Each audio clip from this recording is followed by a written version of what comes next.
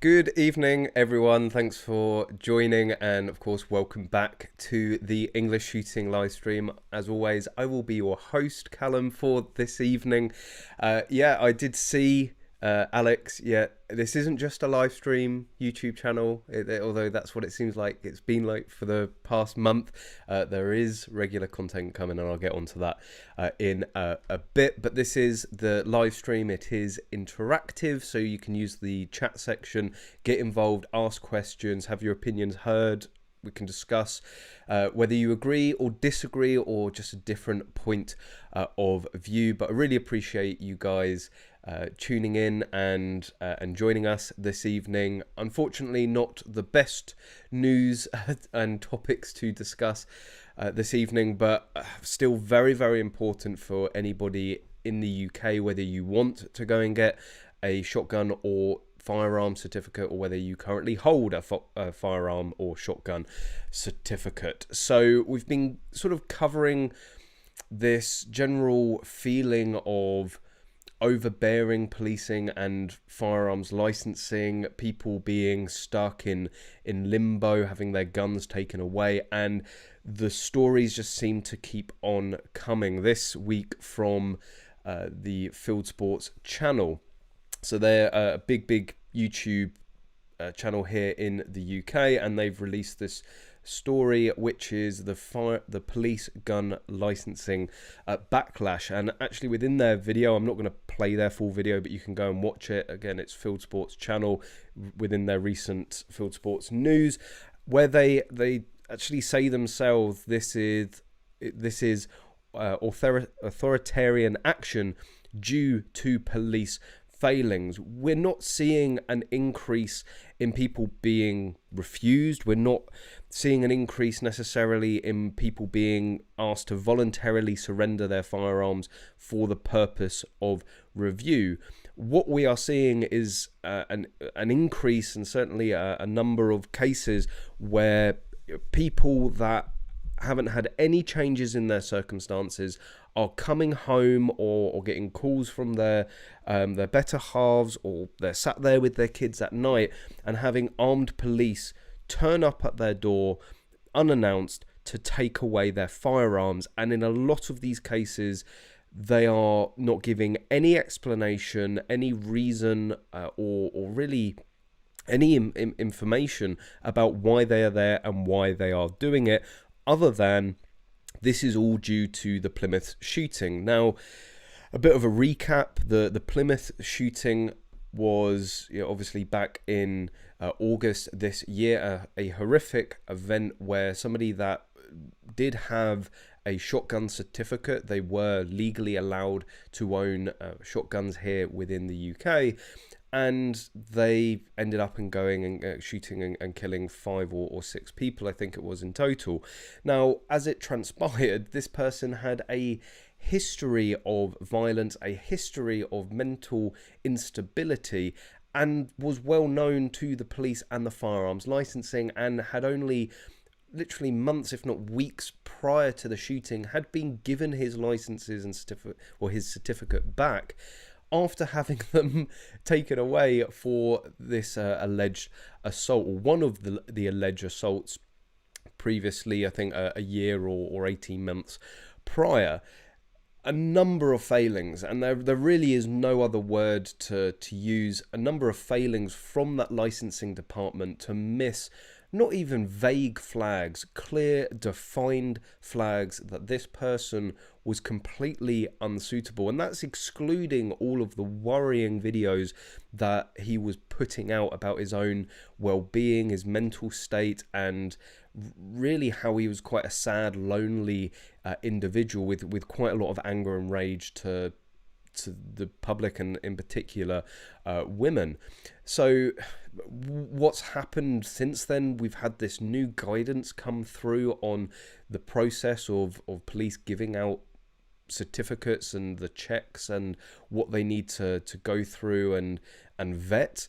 That had actually nothing to do with the shooting. We know that was drafted 2 years prior, and it was always going to come in. It just coincided with this shooting, and police forces are taking a very, very hardline approach, something that we did fear was going to happen, because this guidance was fairly vague, and it's not really guidance. It just sort of said, look at their social media, like not where to look at their social media, not what to look for. Just if there's anything you don't like on their social media, then use that not to give their certificates, your financial history and your current financial status and all that sort of stuff could be used against you, your known associations, things like that. And you can, let's play 6 degrees of separation with everybody watching right now.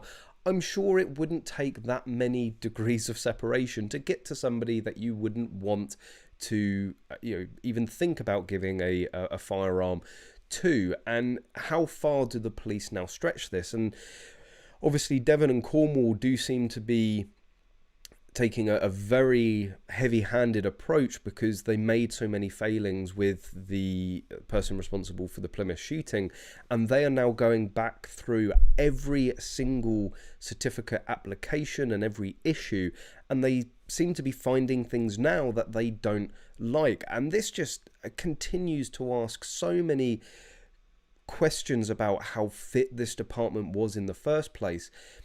First of all, if they are now finding, or they are now actually looking at potential red flags of certificate holders that warrants armed police turning up in the middle of the night, turning up at dinner time, turning up unannounced to take away firearms, if that new intel or that bit of information that previously wasn't looked at is so significant, why wasn't it looked at in the first place?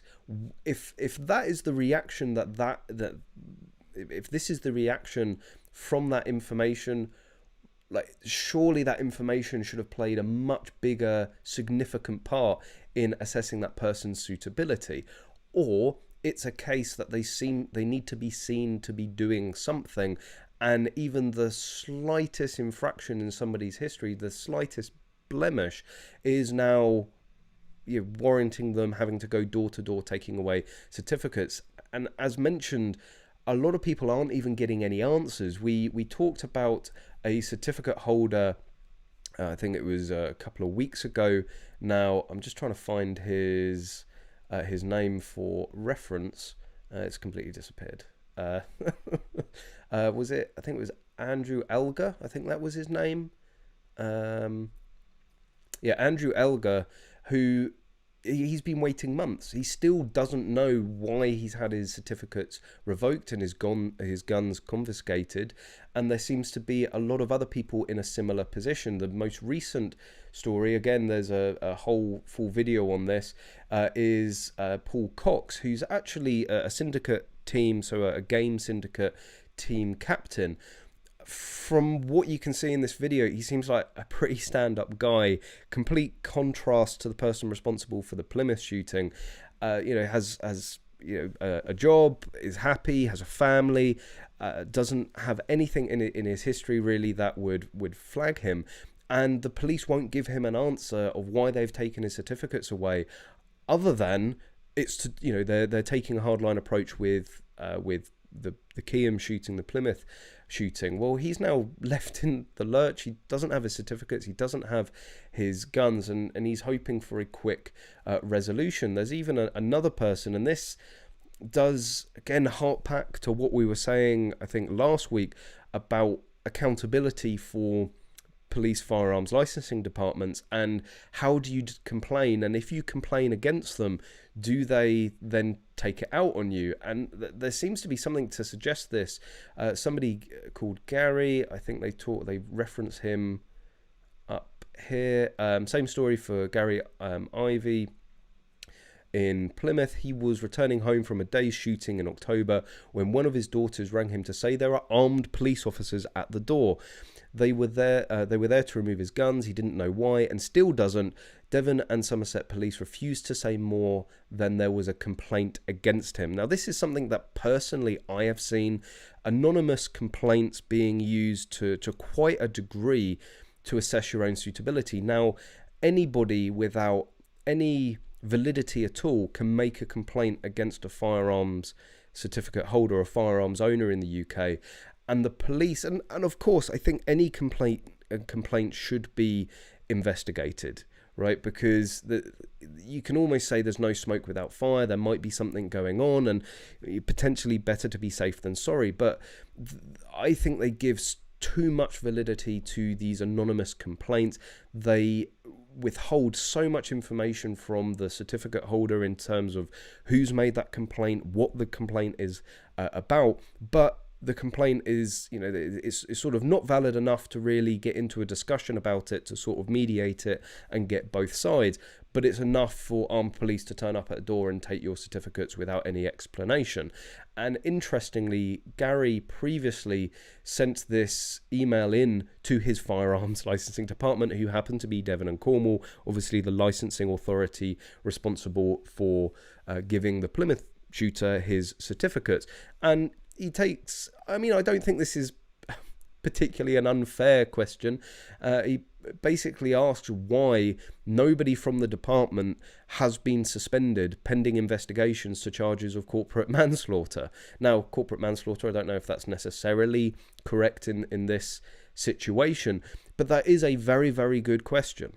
As far as I'm aware, nobody has taken leave, nobody has been suspended pending the investigation responsible for giving that person their certificate that went and murdered half a dozen people. So, and he says, I think quite rightly, the blame here lies entirely with those that allowed the return of this shotgun and not the stringent procedures that are already in place. So, it's quite a hardline email. I would, if I was in that department, knowing what most people have to go through to get a certificate, then to see somebody like the Plymouth shooter given them back after multiple red flags, and he's trying to hold them to account, because who is holding them to account? And then shortly after, he has armed police turn up at his door for an anonymous complaint against him.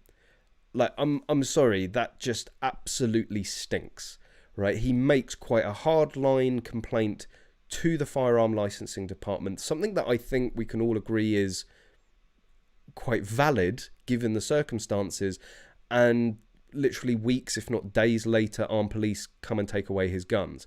And this is what I've seen personally.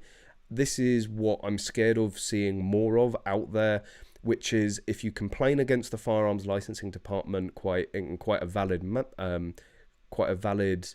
manner, or in you have a valid complaint, and whilst it's quite a hard email, he's not being particularly rude, and I don't think anyone could really disagree with what they're saying. And the police then turn up and take away his certificates. What sort of message is that sending out there?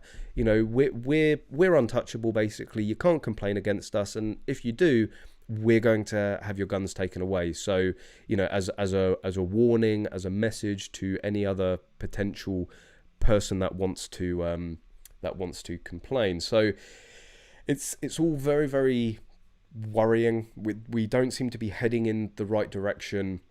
Once again, the legal gun owners of this country seem to be bearing the brunt of some madman and the failings of police. It's like, why are they coming so hard down on the why are they coming down so hard on the legal gun owners, the ones that, for all intents and purposes do absolutely nothing wrong, that pass all the criteria set, when it's actually mismanagement, it's misapplication of these rules and these guidelines, it's the police failings in giving somebody like that a certificate that has led to the shooting, and yet it's the legal gun owners that is having armed police turn up at their door. And there just seems to be this switch at the moment that suddenly, FEOs and firearms licensing departments, they're flicking a switch and turning on and off the suitability of lawful firearms owners. Now, at the end of the day, until somebody has actually done something, there may be things, looking back, being having a lot more scrutiny on applications, perhaps now applying the new guidance that has come into previous issues. There are things that they need to go and examine further. There are things that they need to go and discuss in more detail with these applicants and with these certificate holders.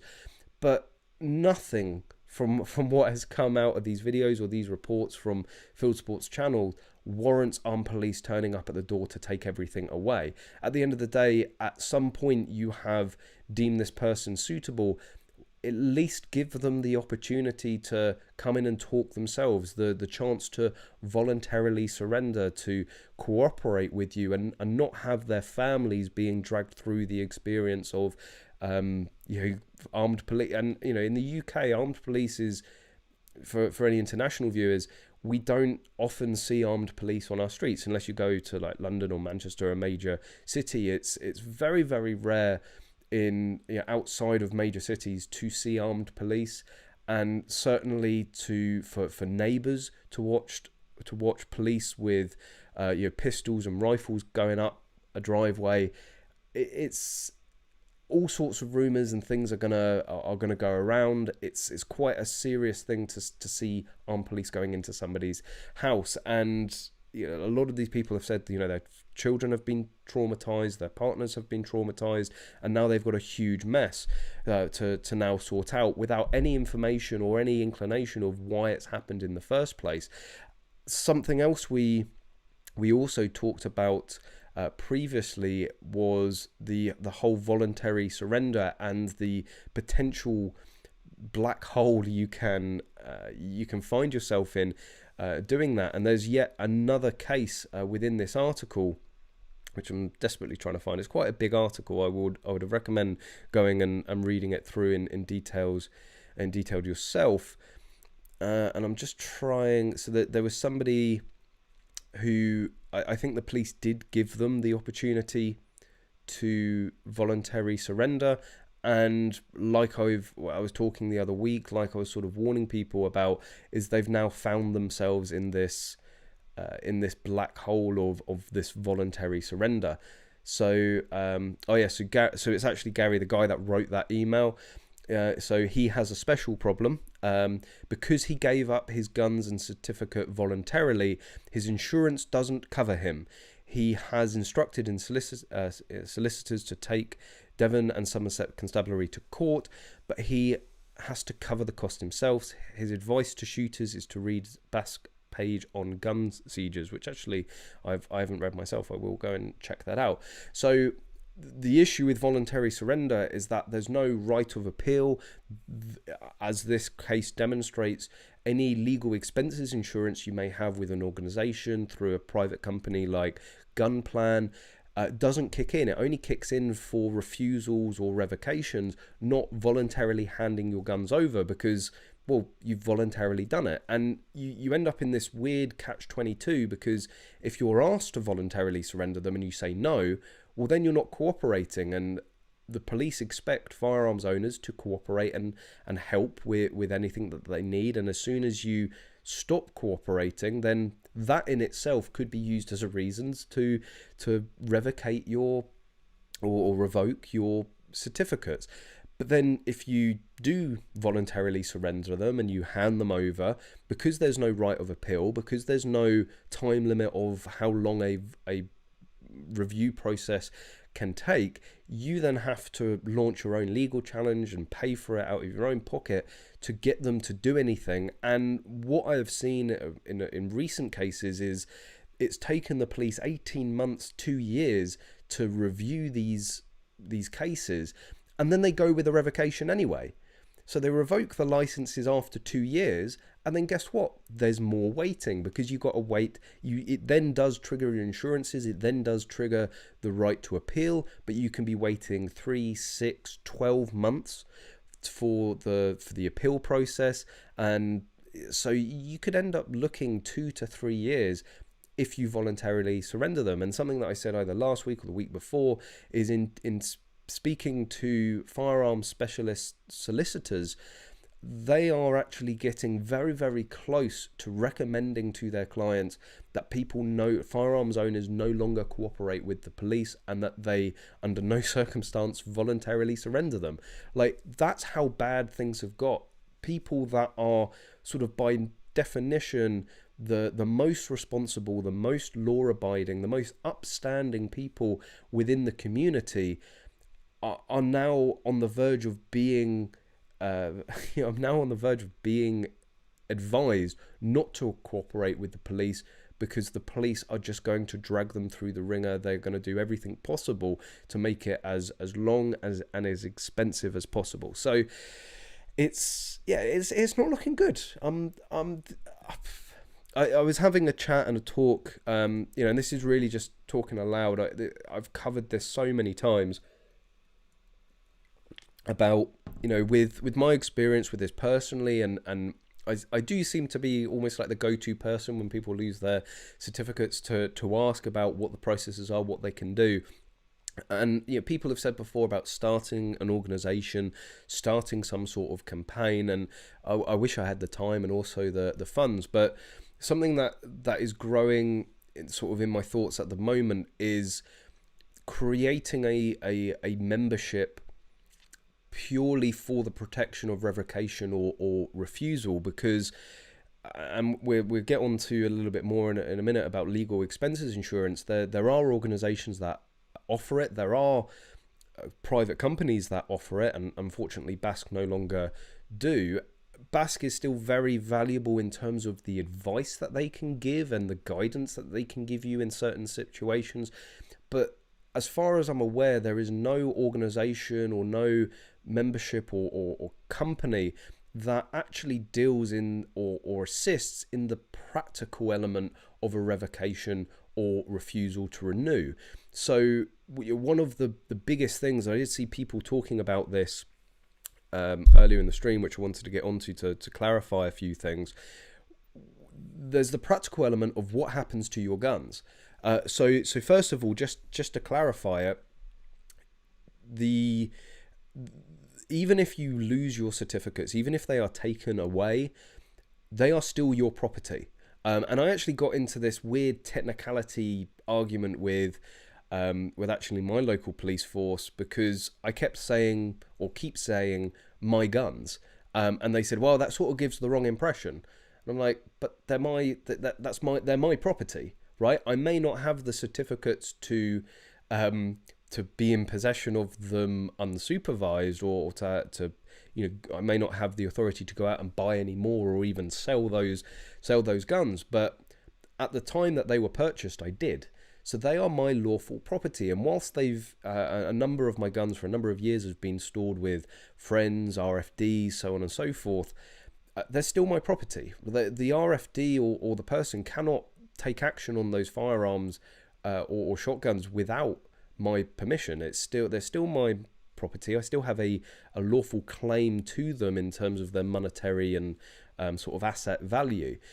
So they are still my guns. I still technically, I don't know if own is the right word, but I still technically own firearms. I just don't have the certificates to be in possession of them. So it's a really weird technicality, but the correct legal phrase is they are still my guns.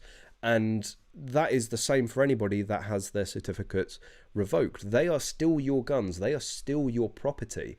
The police can't destroy them.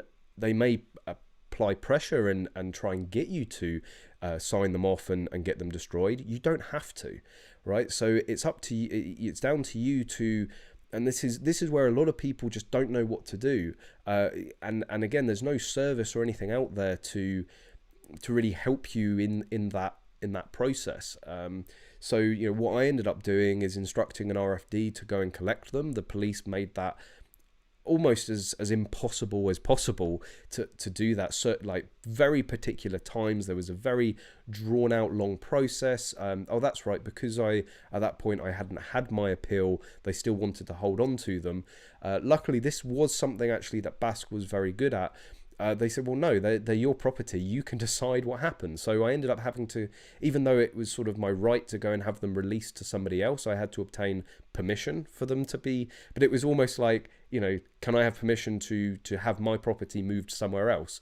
Yeah, go on then. So it's those things. So I've been thinking more and more about offering some, not necessarily creating an organization, but offering a service or a membership that, if the worst happens, it specializes in revocations, in failures to renew, dealing with the practical elements, going and getting the guns, putting you in contact with the specialist solicitors or specialist barristers, and really giving you a sort of step-by-step of what you should or shouldn't do, the advice as well from experience, and not only my own experience but those of others. So I don't know, it's sort of like, I always find it hard not to do something, and it was like, this is why the channel was born, right? I didn't really see anybody else making it as easy as it could to understand firearms law and the processes, so I just did it. And now I see there's this current increase and almost danger to current certificate holders, and there doesn't seem to be the real, like, a real robust fallback or almost like help available to really deal with the practical elements of having your guns confiscated and taken away. And one of the biggest worries for people is that the police take them away. They don't care about them. I've got the dings and dents on my guns to prove it. They don't care about them. They see them as the inanimate objects they are, not things that potentially hold sentimental value or quite, in some cases, quite high monetary value. They get dinged and dent, and I've heard horror stories of guns coming back rusted, scopes, bolts going missing, scopes being smashed, gun safe keys being lost, and things like that. So yeah, I sort of see there is something there to be offered to people, and if people think it would be a good idea, if people think it would be interested in that, then I will look into it further. I know the guidelines, I know the process very, very well inside and out myself. I'm in contact with some of the best solicitors and barristers for firearms within the UK, and I have various means, not myself personally, but various RFDs that would be able to store guns in those situations. So but yeah, just to clarify, people asking about compensation for the guns when they're confiscated, there's sort of no need, because the police cannot dispose of those guns without your permission. So they're not, whilst they're taking them out of your possession, they're not taking them away for good. So you can usually get them released to oh, that's right, I don't think they would allow, that was one of the things, they wouldn't allow just general certificate holders to go and sign them over to their certificates. It had to be an RFD. But yeah, that's sort of where we are. There's I mean, this is, again, it's why I reacted in the way that I did when Basque stopped its legal expenses insurance, because I think I said at the time, it just would open the floodgates, right? The largest organisation in the UK, one that I think works the closest with police, the one that has a lot of ex-police within its firearms licensing team. And for me, it was just, as soon as they removed that legal expenses insurance, it was like waving the white flag. There was going to be no recourse, no ability for people to be able to challenge any revocation or refusal. And look where we are now. On some positive news, and I did post about this on the English Shooting Facebook page, one organisation that is very much seeing the value of legal expenses insurance, and to me just confirms that really we should still have it, is the National Gamekeepers Organisation. Not necessarily if you're a sports shooter, certainly a practical shooters, whether there's something that you would think about naturally going and joining yourself, but they made this put out this post that they have worked alongside side by side insurance to provide a bolt-on insurance package to cover legal expenses. And this is exactly what I said Basque should do back when they removed their legal expenses insurance. Like, okay, you want, potentially not all of your members want it, not all of your members are going to see the benefit of it, and you can overall save a lot of money for all of your members by removing it as a given. But why not give the option? The thing is, insurance companies, they make a lot of money, right? You know, an insurance company is a business, and they will pay good amounts of money to have access to your membership. And I don't know this for certain, but I would be confident that the National Gamekeepers organisation is benefiting in some way by partnering with this insurance company, whether they receive a percentage of policies taken out, a nominal fee per one, or they get an upfront payment to be able to offer this to all of their memberships. Like, insurance companies are not there for your own good, right? Like, they're there to make money, they're there to be a business. So there's money to be made, and they will use that money in advertising and in incentives to organisations to be the go-to insurance. You think £27.50 a year, and you start getting thousands, tens of thousands of members join. That's a hell of a lot of money. So yeah, this is what I think Basque should have done way back, and just added it as an optional extra, maybe even made more money for them as an organisation while still offering the legal expenses insurance, and not having to go off and pay private companies like Gunplan.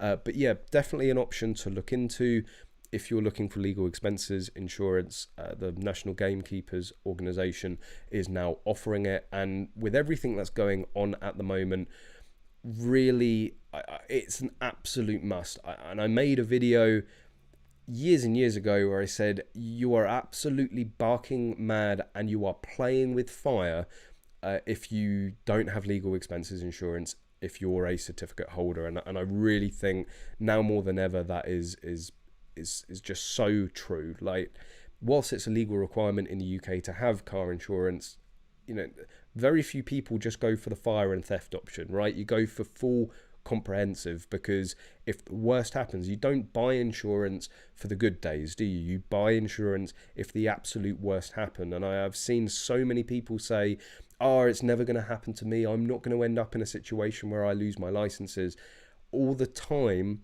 that police can just use anonymous complaints against you to revoke your certificates or ask you to voluntarily surrender them.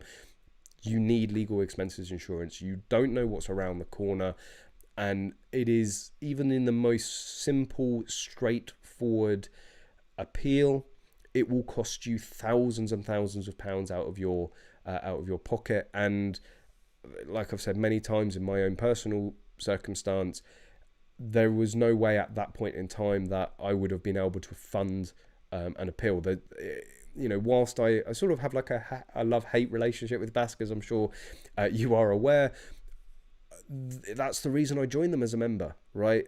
And without my Basque membership at that time, I wouldn't have had the chance to appeal, right? I wouldn't have even have had the opportunity, because I quite simply wouldn't have been able to afford it. And there's not a lot of people out there that can just, at the drop of a hat, come up with £4,000 or £5,000 for a legal challenge. So if you're sat there right now and £4,000 or £5,000 is sort of making your eyes water at the thought of paying it, go and get legal expenses insurance. Just go and do it. 27 for the NGO, £27.50 a year. You won't notice that. Right, shoot a couple of hundred less rounds a year of 2.2 rounds, and get the legal expenses insurance. Like that's a much better sort of purchase overall. So just going through some of your questions. Oh yeah, by the way, I forgot, like and subscribe. Don't hit that like button. Whilst I'm doing this for my own enjoyment as well, it always is nice to be appreciated. If you are enjoying the stream, if you like what you're seeing, even if you don't, hit the like button, hit the dislike button. I don't care, you can't see them anymore. Just hit any button, subscribe, bell, like, dislike. It's all engagement. It all helps the channel. And I can see, there's double the amount of people that there are likes, even nearly like 3 times. So hit the like button. It's free. Like, it doesn't cost you anything, so why wouldn't you? If you're sat here watching it, why wouldn't you hit it? I just don't get that. We should have more likes than people watching. It only makes sense in my head. What's your favorite cheese? Very, very good question. I'm probably going to say blue cheese. I love myself some blue cheese. Don't know what that has to do with shooting, but I'll answer any questions you put in there.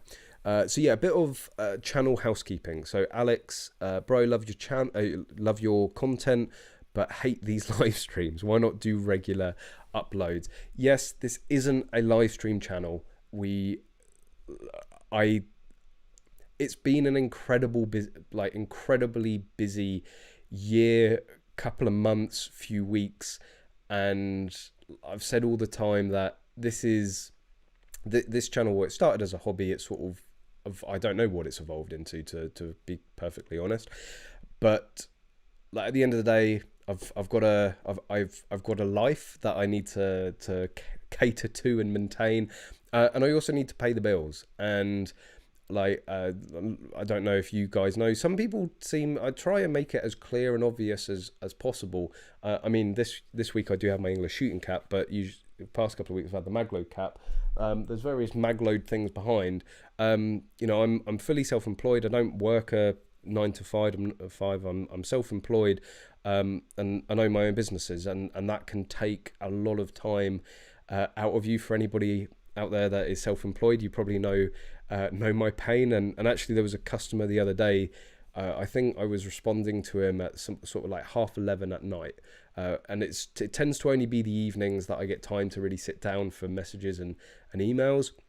And he was like, "Oh, you must be like one of the owners or one of the directors, and it must be your own company, because like you wouldn't get that from a 9 to 5." And it's very true. You know, at the end of the day, there's a lot of passion. It being so Connor's and myself's business, and you know we put the time in. And as I'm sure you're all aware, we've just gone through Black Friday. We've just had the Target Shooting Show.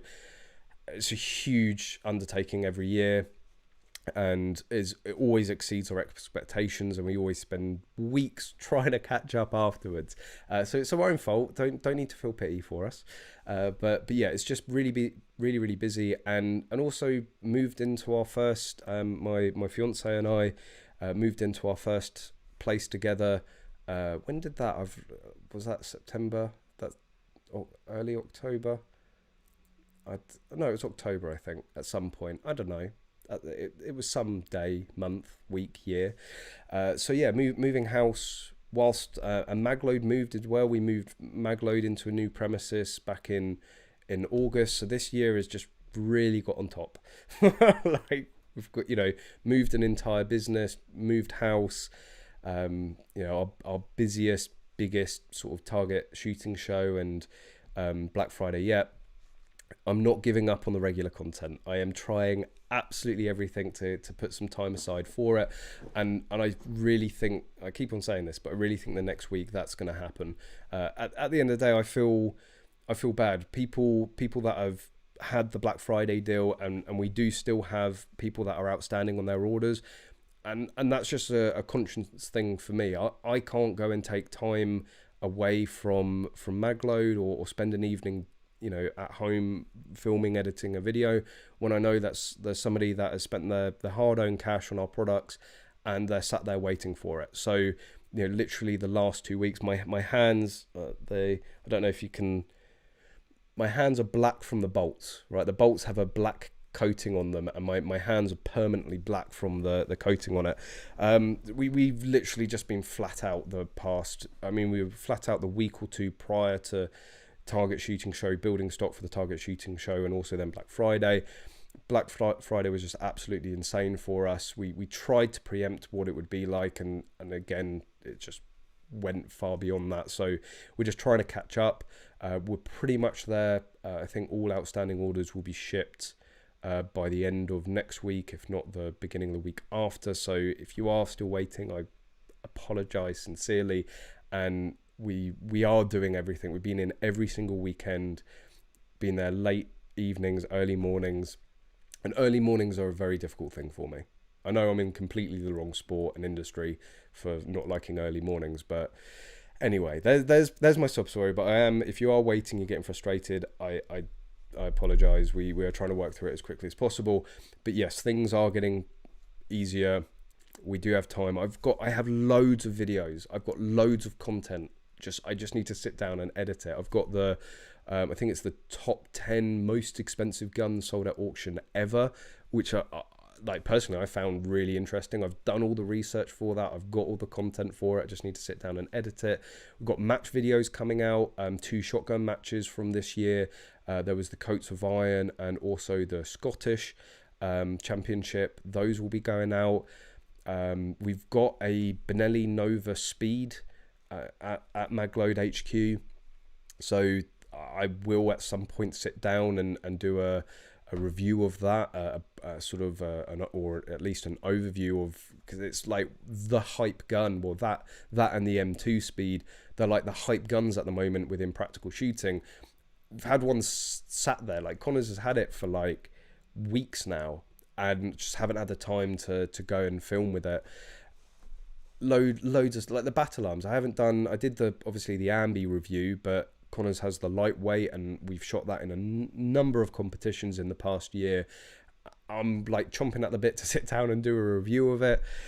So yes, anyway, it's just very, very, very busy. It's not just a live stream channel. There will be content coming out, and I'm really hoping over the next month that we'll get back up to it. My aim, as always, is to do 1 standalone video a week with the live stream. So two nights of entertainment for you all. And I'll try and get back to that as soon as possible.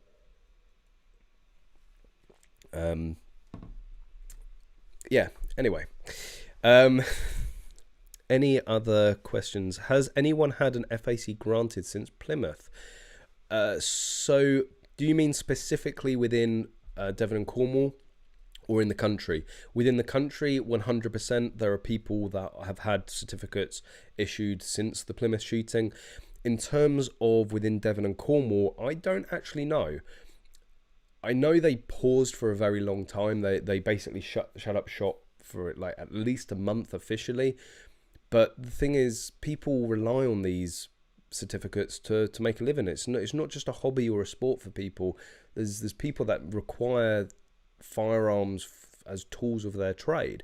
That's why it's so disappointing. I think it was North Yorkshire completely shut up shop. Hampshire, they're not taking any non-vocational applications. So it's still a bit shit really, but they, at least if you need one for your profession, if you need one for your job, for your vocation, for your work, they will still process your application. It's not, I can't believe I'm saying that's a happy medium. Like, that's literally how shit things are at the moment. That the fact that they're issuing certificates for people that need them for their vocation, that's a happy medium. Like, and of course it's all COVID, isn't it?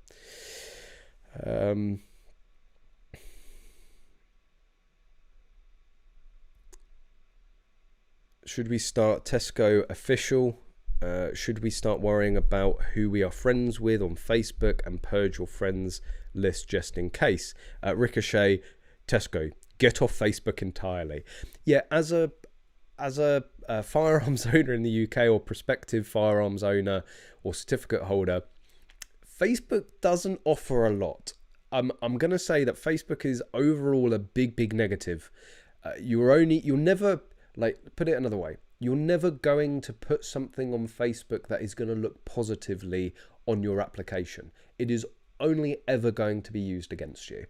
And yes, in terms of your original question, should we start worrying about who we are friends with on Facebook and purge your friends list just in case? Well, yeah, right? Because the new guidance, it's your associations, right? It doesn't say, in terms of your face-to-face associations, people you meet up down with go to the pub with. It's not about people that you hang out with physically. It's your known associations. And like, let's just say So I do know there was the person responsible for the Plymouth shooting was actually in a number of Facebook groups, and before everybody starts, a lot of people seem to get really angry about that. Like, what was he doing in Facebook groups? Like, look, like I run a Facebook group myself. There's only minimal vetting that you can do, right? Especially if you're a large group and you're getting dozens and dozens of requests a day. That, like, I have a few, and I'm not going to say what they are because it's going to be very easy for spammers to then sort of dupe me on this. I have sort of a set criteria of a yes or no of people getting into the group. It's fairly basic. It seemed to have worked so far up to here, so that's what I go with. But I don't want to say it, and I did check that he wasn't actually in in my group, but he would have passed my criteria to get into the English Shooting Facebook group, right? Because like you don't have time to like go and search everybody online and check on who they are, and at the end of the day, in terms of them being in a shooting Facebook group, that like Facebook's a public platform, like there should be no bearing on the person that runs or operates that group in terms of who's in it. Obviously, if they then start saying things and doing things that are cause for concern, then action potentially should be taken to kick them out.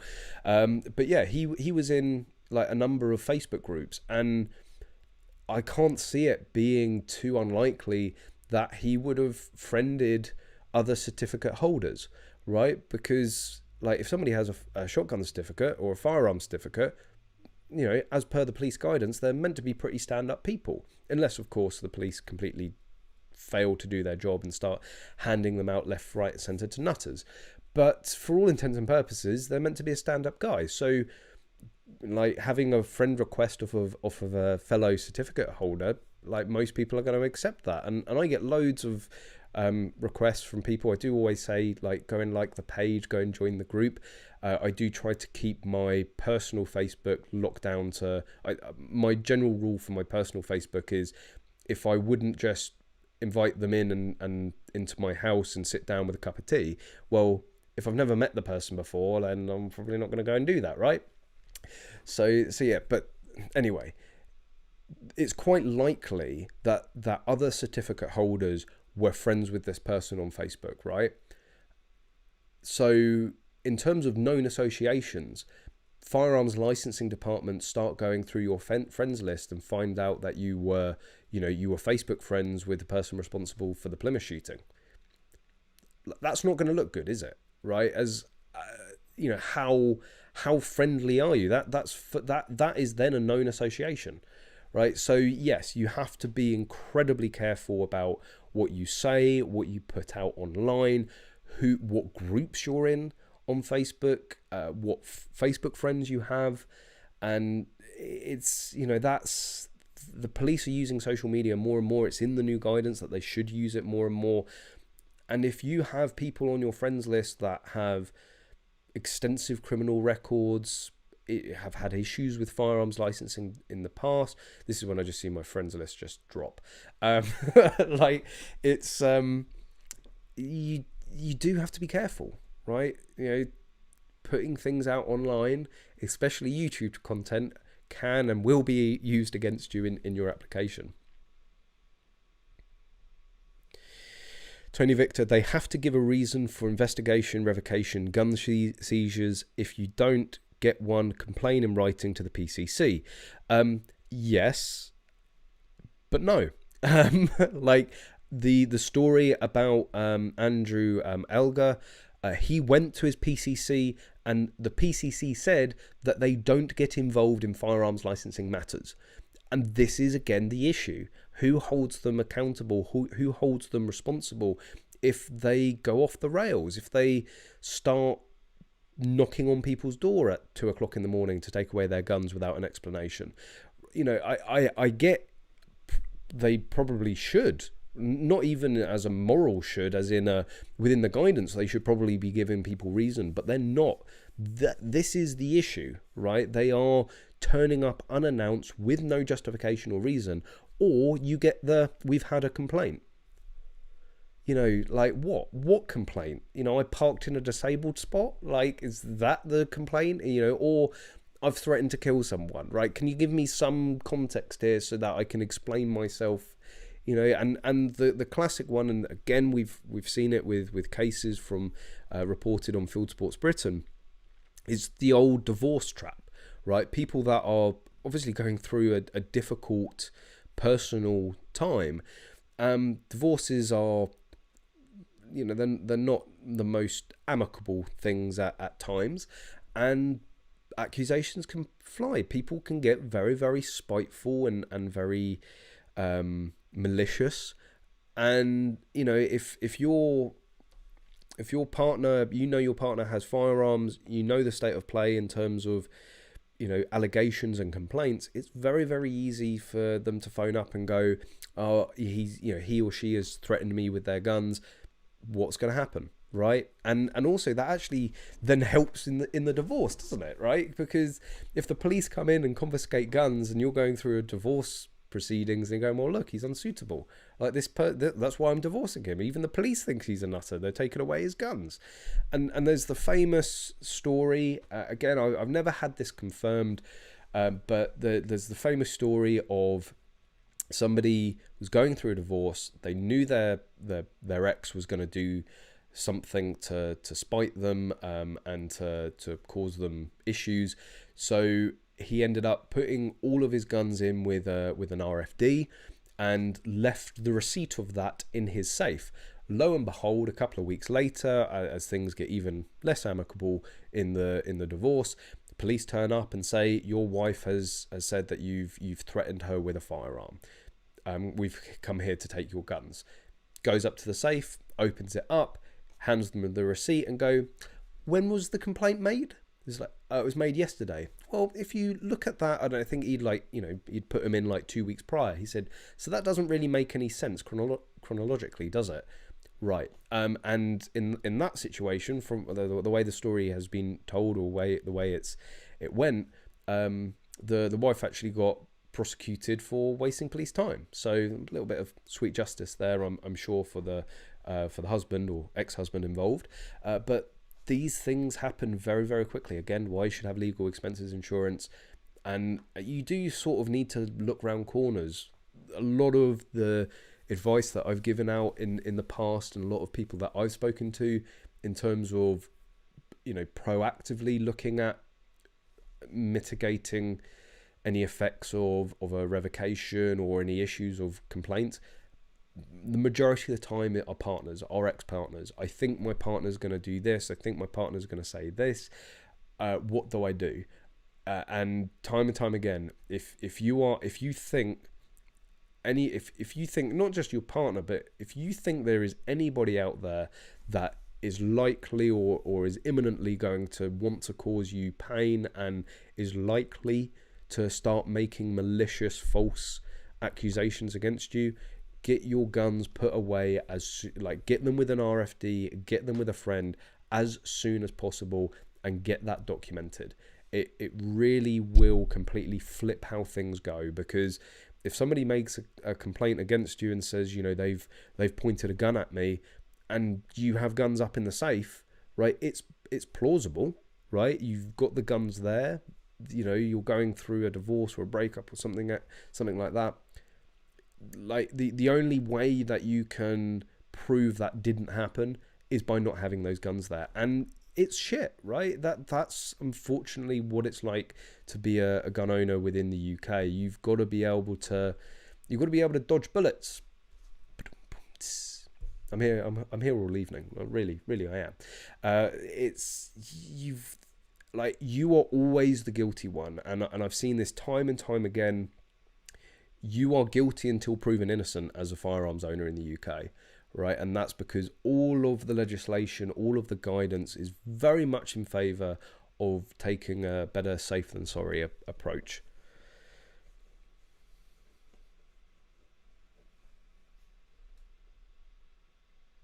Hampshire licensing have staff vacancies 30k.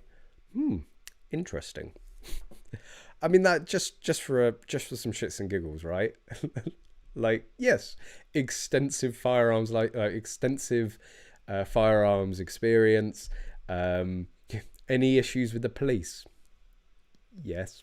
You know, just it would get. I'm sure. No, they'd probably pin it up in the office just as a, you know, just as a laugh. But it'd be interesting to see. Recovered all new baseball cap. Yes, John. This is the OG.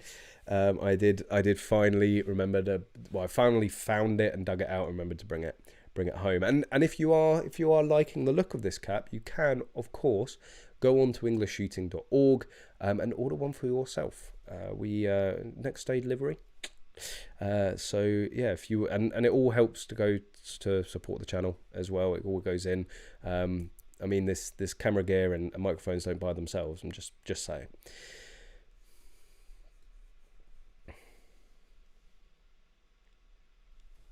Scotsman, I don't know why anyone would want to be a legal gun owner in the UK. It's such a long, drawn-out, expensive ball ache.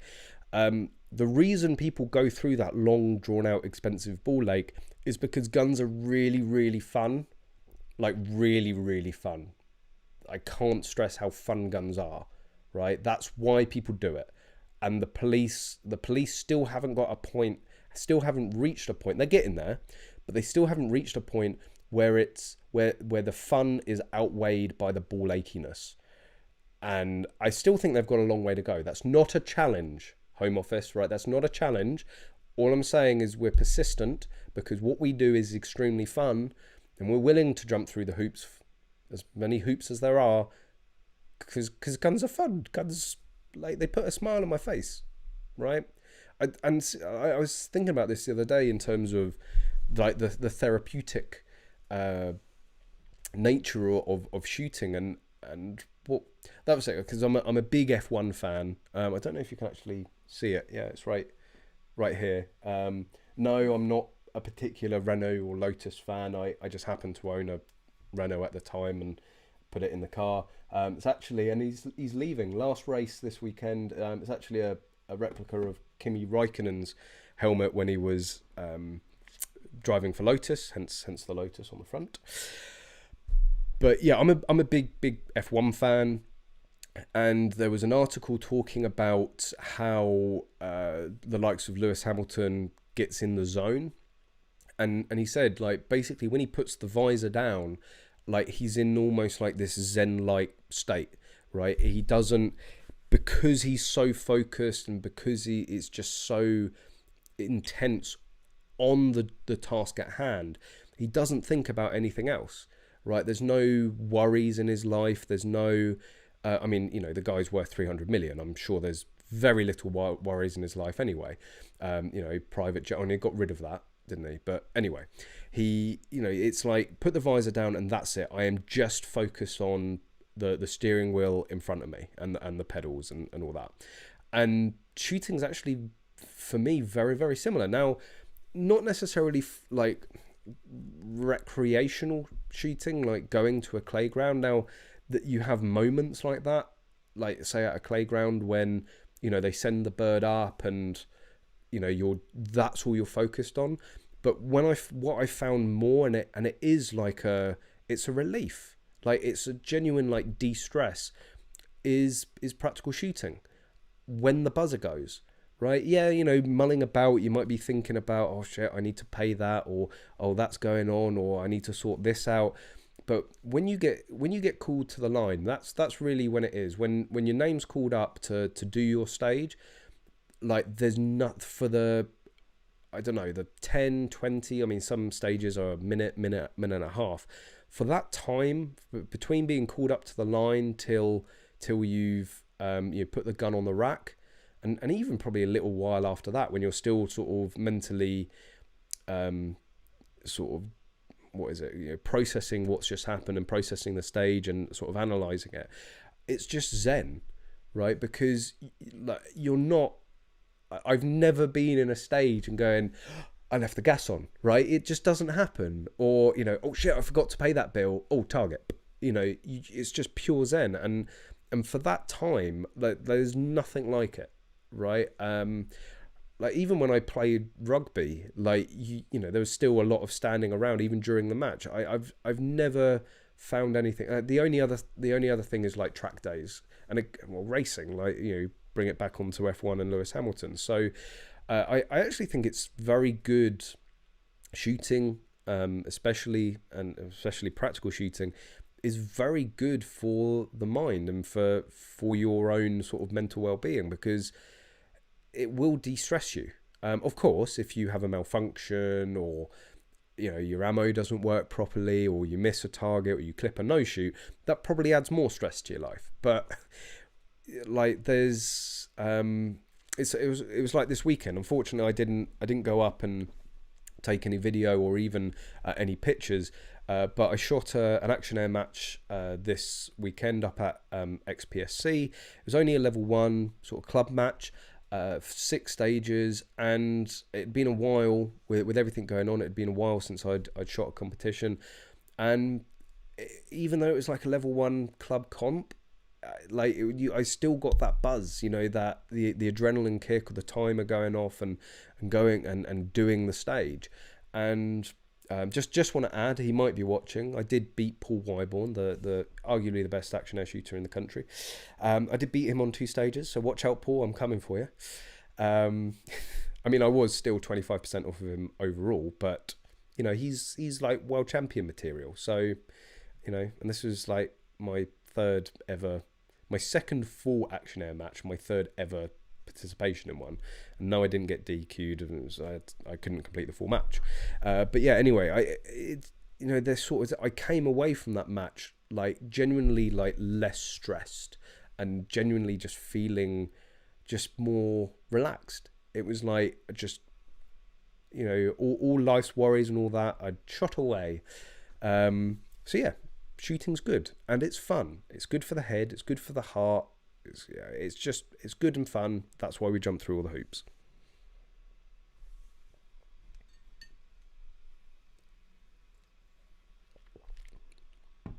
Seems to me government are worried about many people owning firearms at this point in time. They've always been. I mean, that's why we have firearms law. Genuinely, wasn't it? It was after the First World War that they were worried about. Was it there was some sort of revolution in another country, and the government sort of had this realization of, wait, we've got all of these working class men that have just been out, are very efficient with firearms. Yeah, we should probably, like, you know, in the current world state of revolutions, maybe not have so many well-skilled individuals with firearms about the place.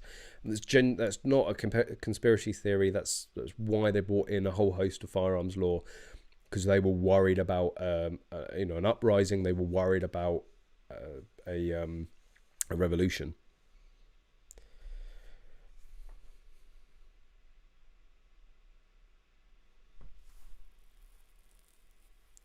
Devon and Cornwall seized my licenses and firearms a few months ago. They sent armed officers to my door in the middle of the night. I've done nothing wrong, and apparently they had a complaint. They tell me nothing. Well, I'm very sorry to hear that, Daryl. Well, if you want to drop me an email, if there's, like, I don't know what I could do, but if you need help, if you need a hand, drop me an email. And this goes for anyone. Again, at the moment, due to being bloody busy, I do respond to every single email that's sent in. It's EnglishShooting@gmail.com. If it takes me a week or so, I'm sorry, but I will always get back to people. But yeah, and also, Daryl, get in contact with Field Sports Britain, right? Because Field Sports Britain are doing a really good job of reporting these cases.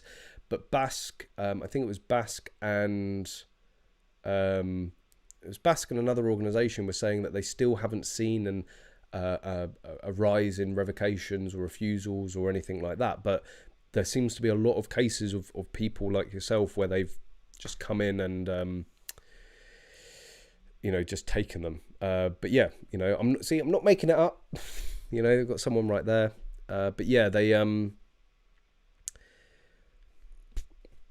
yeah, get in contact with me, get in contact with Field Sports. If there's anything we can do, obviously we will do as much as possible.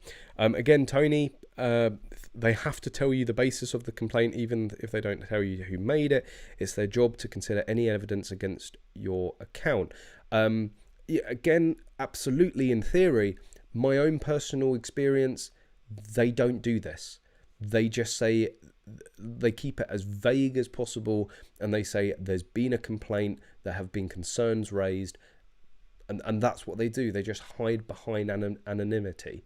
I don't actually know if you could provide, again, send me an email, EnglishShooting@gmail.com, if you can show me in the guidance in law where they are required to outline the complaint, I would find that very useful. I'm sure Daryl would as well.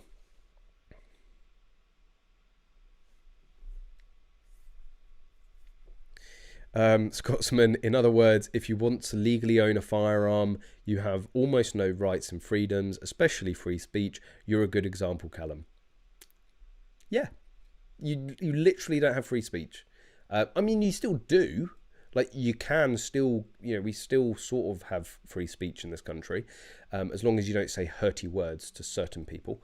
But if you, you can go and say anything. I can still go and say whatever I want within reason, as long as I'm not provoking hate or violence or whatever. There's nothing physically stopping you. But if you say something that can be used in terms of assessing your suitability or would look negative on your ability to possess firearms without posing a danger to the public or the peace, then they'll come and take away your guns. So the choice is yours. You're free to do it, but there are consequences. That still is one of the things that annoys me about the whole of my personal case. It's like you can't even discuss, like, certain topics are just completely off bounds. You can't have any opinions on them. You can't open up any discussion about them. And I'm very much of the opinion of the root cause of a lot of issues within our country, other countries across the world, is because certain things, not just to do with guns, but certain things are just off limits, right? You can't talk about them. The way we progress as a society is by discussing sensitive issues, controversial, difficult issues. And if you're not going to allow one side, if you're not going to even allow to voice certain viewpoints, it's just going to be all one-sided. You're only going to ever just naturally head down one way without any challenge. And I say it all the time, I don't think everything I believe or my opinions are right, or I believe that they are right, but I don't think that they are, just because I believe they are right doesn't make them right. And that's why I welcome challenge in discussion, right? If you disagree with what I think, I'm open to have my opinion change. I do it all the time. I will give a bloody good go of trying to, convince you that my opinion and my thinking is right first. But that is a discussion. That is a debate. And when you stop free discussion, when you stop free debate, that's when you start heading down a very slippery slope as a society. And it does concern me, especially on a matter like firearms, that there are certain elements that I genuinely fear even the minutest of discussions of would be used. Just the fact that we're discussing that topic would be used against my suitability.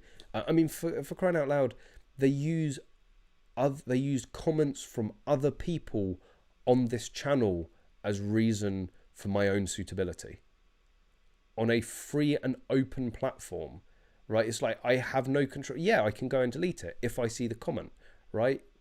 30,000 comments. Well, no, that was a few years ago. I literally don't know how many tens of thousands of comments are on the channel now.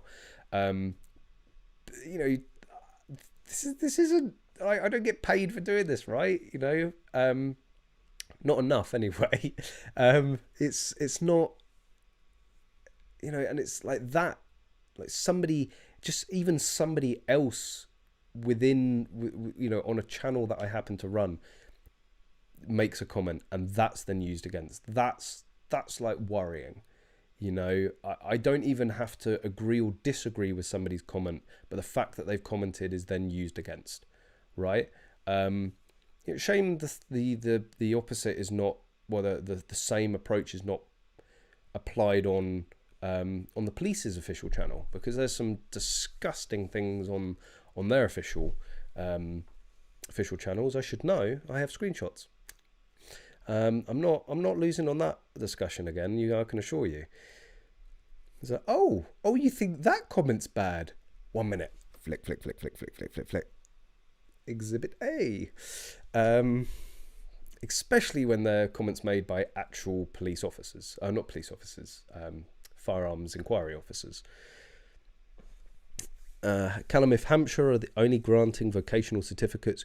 Could you apply to be an RFD so you can film guns for your channel? I know a photographer who is an RFD on those bases. Not even RFD. You can apply at the moment for a firearm certificate or shotgun certificate for vocational reasons. In terms of me applying for an RFD for English shooting, absolutely. I would have no issue in justifying it. It does, you know, whilst again I put all of the proceeds back into it, you know, in terms of the equipment, in terms of the camera gear, and you know, going to ranges, reviewing guns, going to shows and things like that. The money from, you know, AdSense, ad revenue, things like that for merchandise comes into one of my companies. So you know, it's irrefutable that the channel produces an income.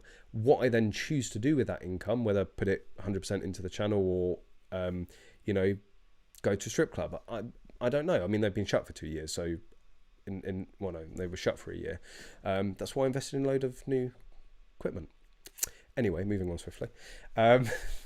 You get my point. It's undeniable that it provides an income. It might not be a typical conventional profession, but it is nonetheless an income provider and a profession.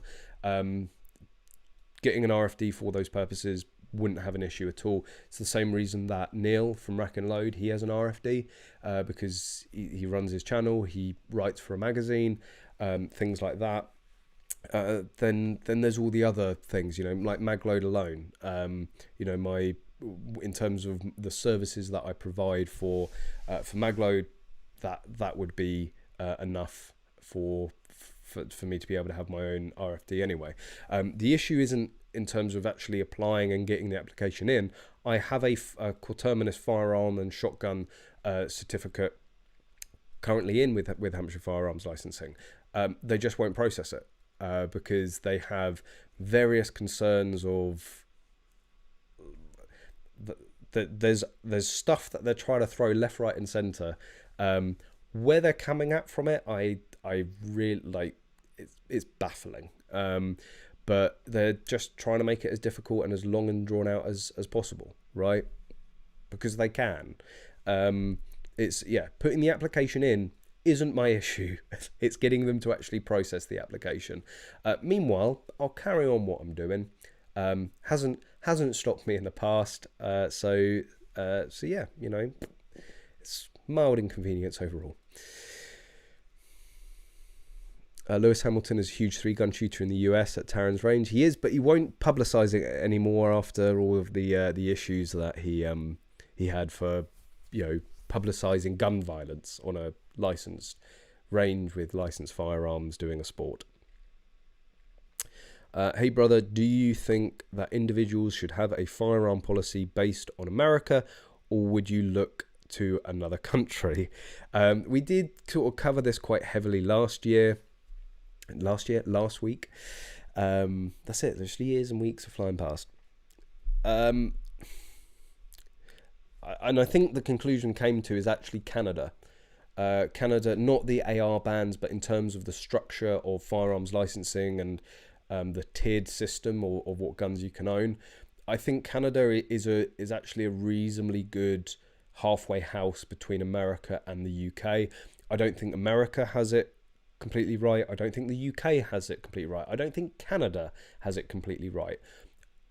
From a Brit's perspective, looking at sort of the American gun culture and the rules and laws in place out there, I think, you know, if the suggestions that I personally would make, whether you want to take that, I seem to offend somebody last week for having an opinion on this being a Brit, but yeah, I think Canada, if everyone could just be more like Canada, apart from the AR banning, like that, just apart from that, just be like Canada.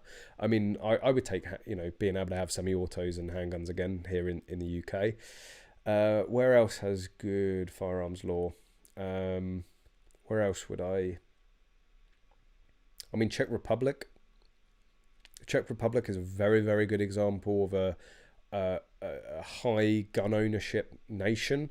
Very low, exceedingly low, not just gun crime, but crime in general, and very high gun ownership. And they're allowed to own quite a bit. We've been out to Prague before, with, you know, Kentucky Firearms Club, with American, well, I say American Shooting Trips, the shooting travel club, and you know, you can shoot obviously any pistol out there. We were shooting semi-auto MP5s, we were shooting semi-auto 416s, all 4-bore, you know, semi-auto, you know, and no one died. Like, surprisingly, like, people can actually go and shoot pistols and semi-auto 4-bore rifles without people dying and getting hurt. Like, you know, if only our parliament could see that.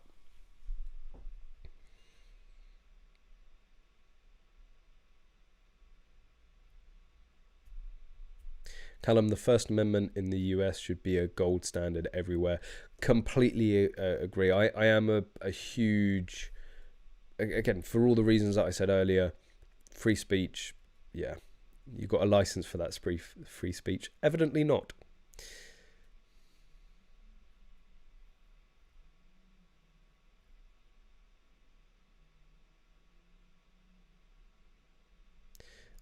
Not quite a few people not liking the idea of Canada. I know they've just banned ARs. I know they've just had, no, what I mean is in terms of their licensing structure, how it used to be. All right, Czech Republic. All right, I didn't say Canada. All right, calm down. Czech Republic. We should be more like the Czech Republic. Yeah, and talking of Kentucky Firearms Trip, Kentucky Firearms Club, Shooting Travel Club, and American Shooting Trips, I did just want to give a shout out. David, who runs American Shooting Trips, did just want me, because we're going out there in April. We're going on the week prior, and he said that there are some confirmed dates. So next April. Oh, you said next April. Is that this coming April, or is that 2022 or 20? I don't know. Let's have a look on the websites. I guess because you said there's 10. Oh yeah, 2022. So the April coming. There's 2 opportunities to go. This is actually the first time I think that American Shooting Trips have done this. So. As we've talked about on the channel, we're all going out for like 10 days prior to the trip, doing a massive tour of the States. I'll be videoing the whole thing. So you won't have to wait that long for regular content again. So the first shooting week is Monday the 18th of April. You'll shoot for the entirety of the week. There's usually a match then on the weekend. And then there is another week beginning Monday the 25th for the subsequent, well, for that whole week again, usually a big match on the weekend. So if you want to go out to America, and I've said this many times before, the reason that I rate American Shooting Trips so much is because I literally don't know how you could go and do that much shooting abroad and shoot that variety of guns and calibers and like different disciplines. I mean, you know, you do everything. You do, you know, specifically you'll do like handgun matches, shotgun matches, rifle matches, 3-gun matches. You get to get hands-on with all the different sort of firearm platforms. You'll go off to ranges and shoot full auto. The full autos will come to you on the range and you'll get to shoot them. So I've never, in all of the trips that I've ever done abroad, I've never shot that variety of guns and for the prices as well. So David's saying that there are 10 spaces available at the moment for each week in April. Again, starting Monday the 18th, Monday the 25th. Shooting packages are £999. That includes gun hire, ammunition for the week of all the different calibers of all the guns that you're going to be shooting, predominantly 9mm. Range rental, range fees. There is equipment that can be borrowed. I would highly recommend getting your own belt and own rig, but that can be supplied if needed. All you have to pay on top of that is your flights, travel, and accommodation. If you have a buddy, like accommodation in the States is so cheap. Like you can stay in a motel for like $40 a night, and if you share that with a person, it's $20 a night. Food's cheap out there. Car rental's pretty cheap. Flights, I think we got our flights. I mean, we went bougie and upgraded to premium, but I think even with premium, they were like 600 quid return, something like that. Maybe like 700, 750. But standard flights, I think, were like 500 quid return to Chicago, and then you drive down. And also, they're going to be back out in Utah. Now, I haven't... So those April dates are in Kentucky, which I've never been to. I heard really good things about it, like the chief of police turning up in a armoured Humvee and then handing out M4s. Yes, I used that right, M4s, and going, yeah, go for it, whatever. Only in America. And then Utah, so that's Kentucky, but they are going back to Utah 3rd to the 7th of October. So 3rd to the 7th, like only five days, but fly out there before. I would highly recommend, if you do the October Utah trip, fly out to Las Vegas. Firstly, flights are pretty cheap out to Las Vegas.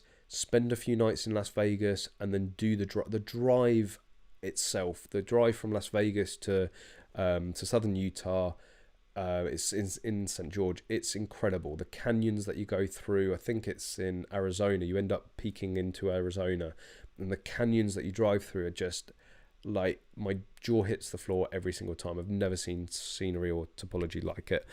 So yeah, 3rd to the 7th October. Fly out to Las Vegas, have 2 weekends in Las Vegas, and thank me later. But yeah, we will be out there. So from Monday the 18th of April, we will be there for that full week. I think that's going to be myself, Connor's, Paul, his family's going out there as well.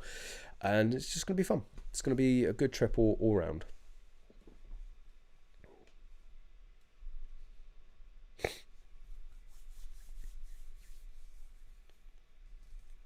Good sir, give me a history of GB gun rights. So was there a time, like your grandparents' generation, that was easier to obtain guns, rifles, or whatever? 2 seconds. Paolo, thank you. I appreciate the support. Hey brother, hope you're having an amazing day. Let's hope that we the people finally awake and see beyond the smoking mirrors. Maybe a little bit too deep there, but no, your help and support is greatly appreciated. And yeah, thanks. I think you were watching last week and even donated last week, so again, appreciate it, and thanks for tuning in again. In terms of Arizona Awesome Austin, we could be here all evening going through the history of gun rights in the UK. But yes, there was a time where obtaining guns was very, very easy. My granddad. So my granddad is the person responsible for getting me into shooting sports. I mean, I would go and get the gun that got me into shooting sports out of the safe, but then YouTube... Oh, no, I can be really sneaky here. I need to get like a gun like rack here, then I could just put things on there and not touch them.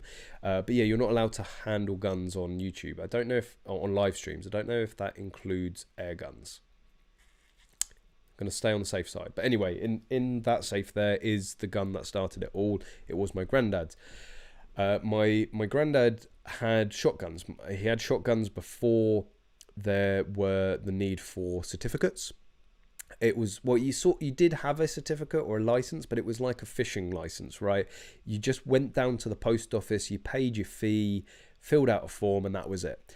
And then you could go out and buy shotguns. And he ended up owning those guns when they brought in certification. So because he had previously bought shotguns, he was on the list. So when they brought in proper certificates and the firearms application process, people came to his door and knocked on the door, and they were like, right, you know, we know you've got guns. You've either got to hand them over, show us what they're, you know, either show them that they're deactivated or whatever, or you've got to go and get a license. So yes, there was a time, I mean, my granddad, he passed away, I think he was 80, just heading into his 80s, so like late 70s, early 80s.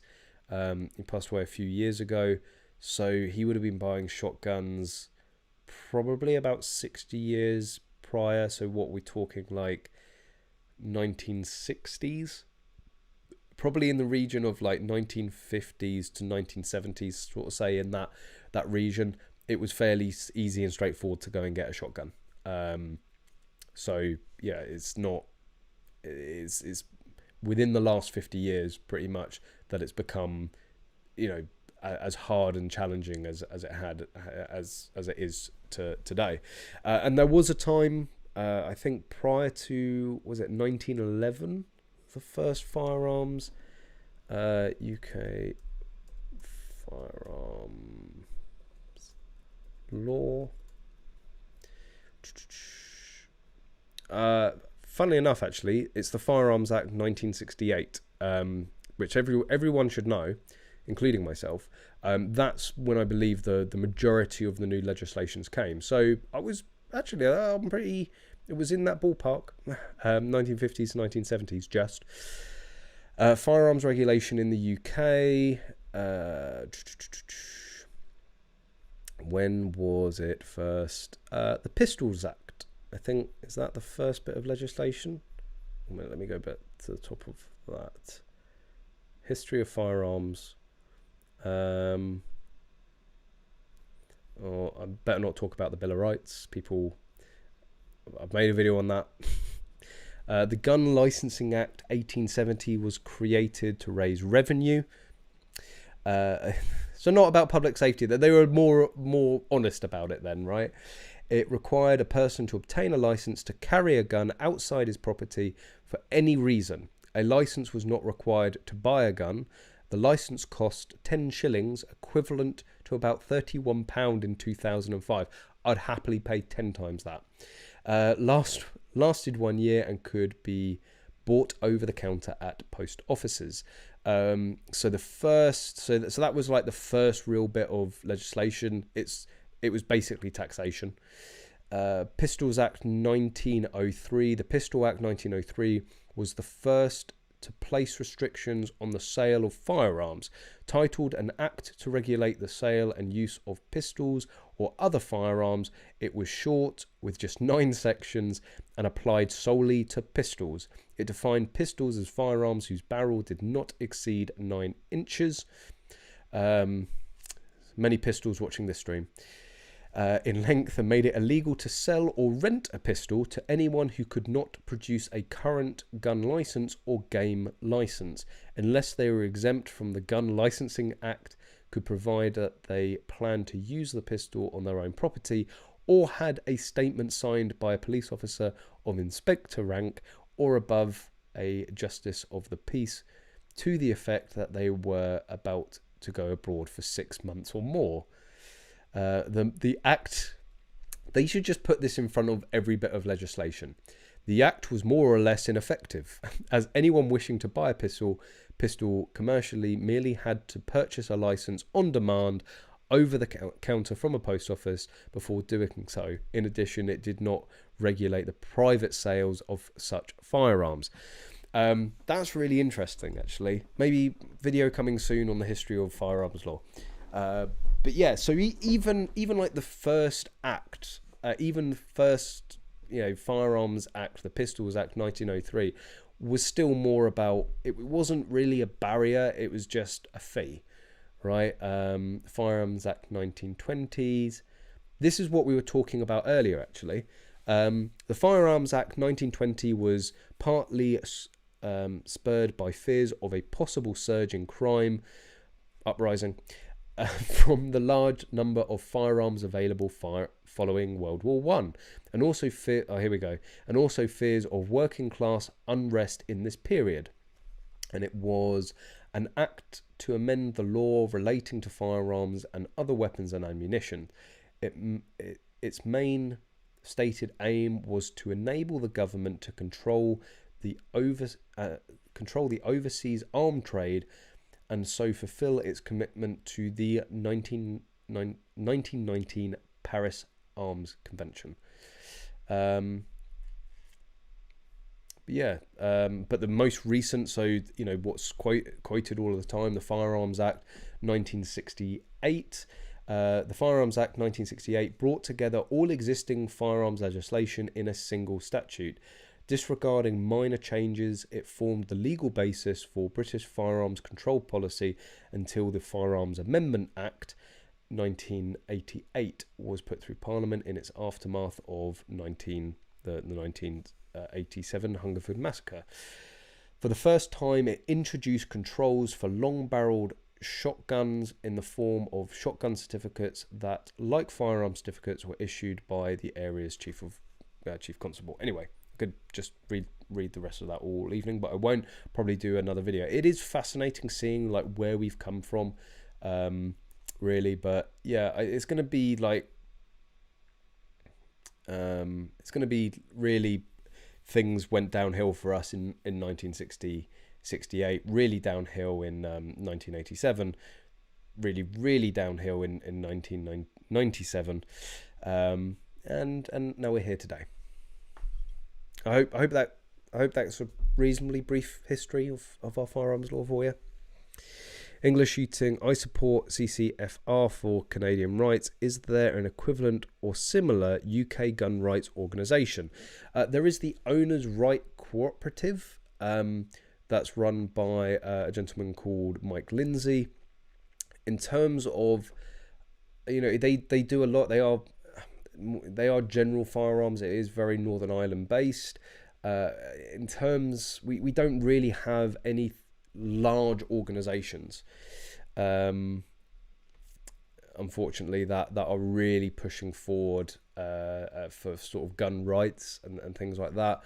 The big organisations like BAS, Countryside Alliance, the National Rifle Association, the UK NRA, they're not. BASC is getting more punchy, but there's no one really, apart from the Owners' Rights Cooperative.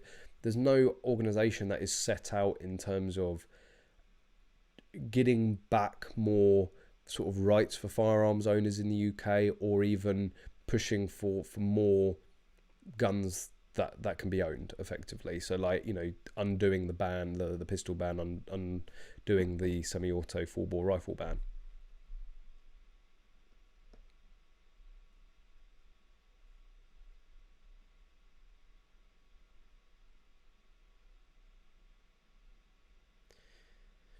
David Kiddle, it was not so long ago we had semi-auto rifles and handguns. Some of us even had them. Some of you old enough, lucky to be old enough to remember, of course, David. Bang goes Callum's door, looking for a gun. Air gun, I presume, is in the safe, is below 12 foot-pounds. Of course. And I don't even mean that, that came out far too sarcastically. No, genuinely, funnily enough, all of the guns, is that right? Yeah, all of the guns in the safe, they're all air guns, they're all sub 12 foot-pounds, and they have actually been tested by the police, because when my granddad passed away, he passed away in his sleep in his home. For any death, the police are called out. Whilst there was no suspicious circumstances, he had all of the, man after my own heart, he had all of his air guns on a rack in his living room. So when the police walked in, they were like, oh, Yeah, we should probably do something about that. So they took all of his guns. They were all chronoed. They were all tested, and we just had to go to the police station to recover them. So even the police have verified that these are all sub 12 foot-pounds. And all of the guns that I previously had on my certificate, they're all actually kept at Magload now in the armory, because they're all useful for development, because it's like the 1522 and things like that. So yes, sub 12 foot for people that don't know our laws in the UK, for any air rifle that the muzzle energy is below or is sub 12 foot-pounds. Anybody over the age of 18 can go and buy one, unless you live in Scotland. Sorry. You can just go and buy one, don't need a license. If the air gun is over 12 foot-pound, it actually becomes a firearm, and you need a firearm certificate to be able to own one. Rob Cates, USA here. We have all we want for now. And make sure you keep it that way. Environmental coffee house, you don't want to be like the United States, do you? In what regard? In terms of being like their barbecue, yes, please. The Americans know how to do barbecue. In terms of their cars, not so much. I'll keep the European cars. In terms of the guns they make, yeah, we should all be more like America. I don't know what you mean.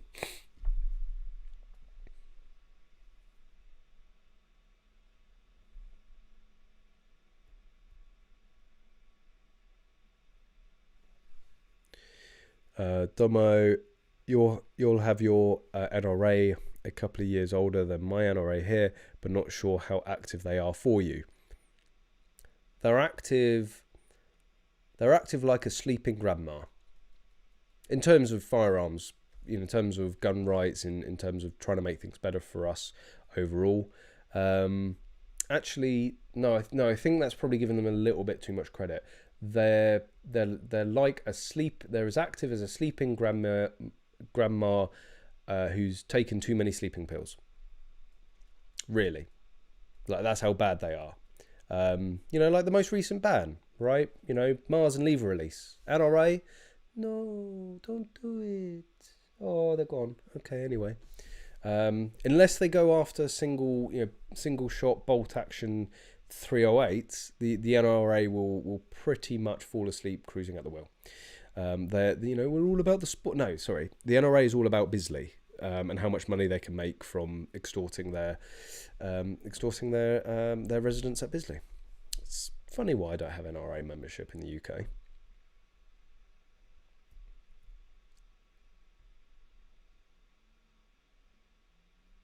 Did I just see someone? I blame the Peaky Blinders. Maybe.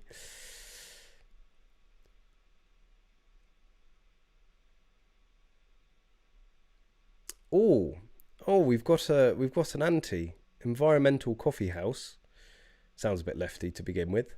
Here we go. Your comment was hidden, but I'm going to hit this one head on.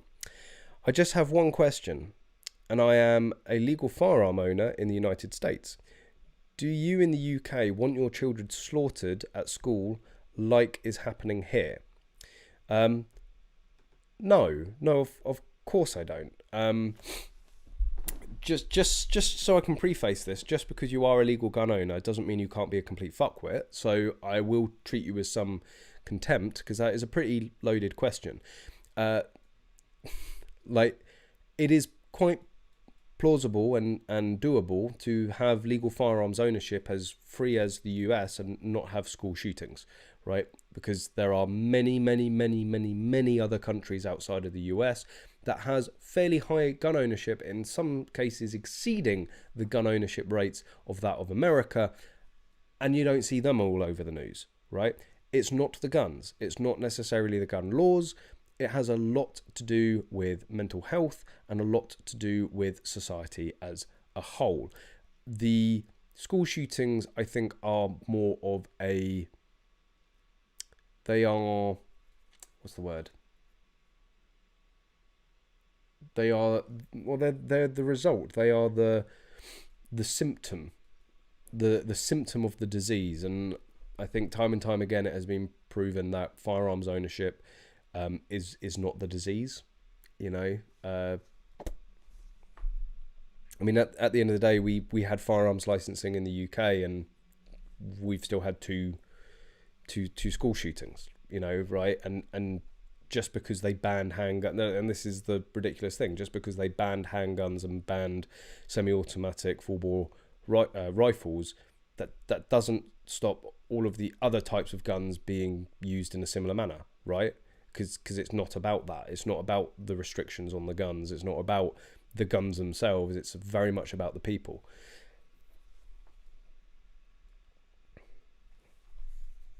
However, with all the crazies here, I think it's a good idea to leave your guns at the range and not have it at home. So it's like, this is a very weird. And if you own property like I do, you can have 1 or 2 for shooting practice. On what? The large organizations become corrupt. Right. Okay. Sure, it's just coffee. So like let's just break this down. With all the craziness here, I think it's a good idea to leave your guns at the range. So so there's craziness there, something to be concerned about, and even though you're allowed to have guns for those purposes, you want to leave them at the range. Okay, and even though you literally just said you want to leave them at the range, if you do own property, you can have one. So make your mind up. Do you want them left? Do you want them left at the range, or do you want them 1 or 2 at the property? And let's not forget that all of these school shootings usually only happen with 1 fucking gun. So you're like, I know how to stop school shootings. We're just going to limit people to 2 guns in the house. There we go, because that's going to fucking work, isn't it? I'm just going to go out on a whim and say probably you're one of the people that shouldn't be allowed to have firearms. Just going to say, but it is your Second Amendment right, so I'm not going to take that away from you. Wow, that's okay, right? We're going there. Anyway, moving on. Matt, you're losing me here. On what? You need to be a little bit more specific. Callum, we have mental health issues, not gun issues. Is that not what I said?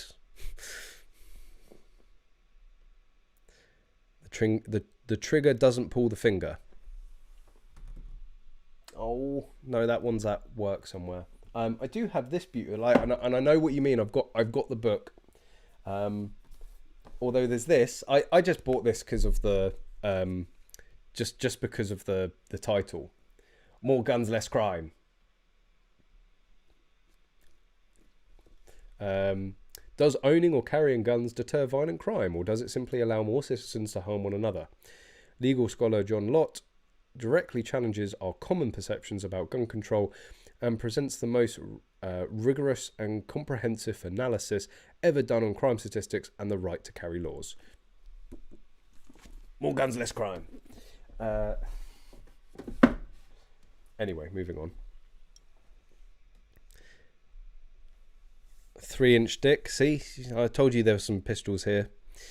There are actually no countries with higher gun ownership than the US, but also US gun ownership has always been high, and school shootings weren't a thing until the 90s. I don't know. I don't know if that's strictly correct. Gun ownership per country. All right, fair enough. Gun ownership does, American does take the biscuit on that one by quite a margin. Still, the main point is high gun ownership. Right, there are countries with high gun ownership rates which don't have the same problems, and you even have countries with less firearms ownership, and more problems. There isn't the correlation between guns and problems.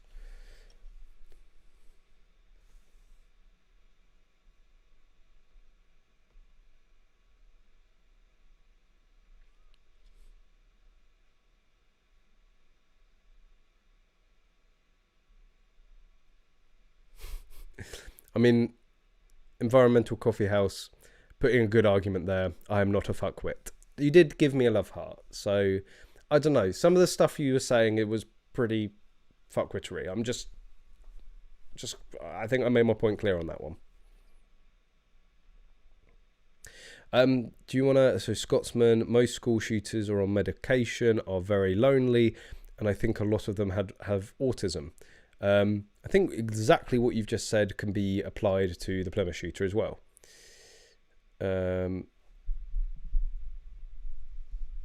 But like I've said it before, what I blame the majority for school shootings, and actually a lot of firearms issues, the media, right? And it's a very well-known thing, the copycat effect. We've talked about this with Port Arthur and Dunblane. The copycat effect is real. It is a real phenomenon. It's getting late. You know what I mean. It's a real thing, and it's like the media. It's like pouring like fuel on a fucking fire. You have these sad, lonely, mentally unwell individuals that think that their lives are worthless, they're never going to amount to anything, and they seek to be popular, they seek to be well known, they seek to be revered, to be feared, to be powerful, for everyone to know their name, right? And what do the media do every single time?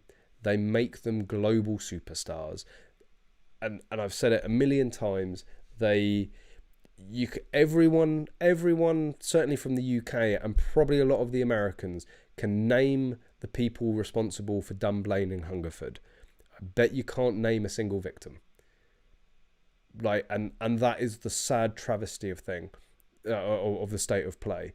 Sandy Hook, Columbine, all of these school shootings, you all know the perpetrators. Like people go as far to knowing the guns, right? People know the guns that were used and won't know the victims' names.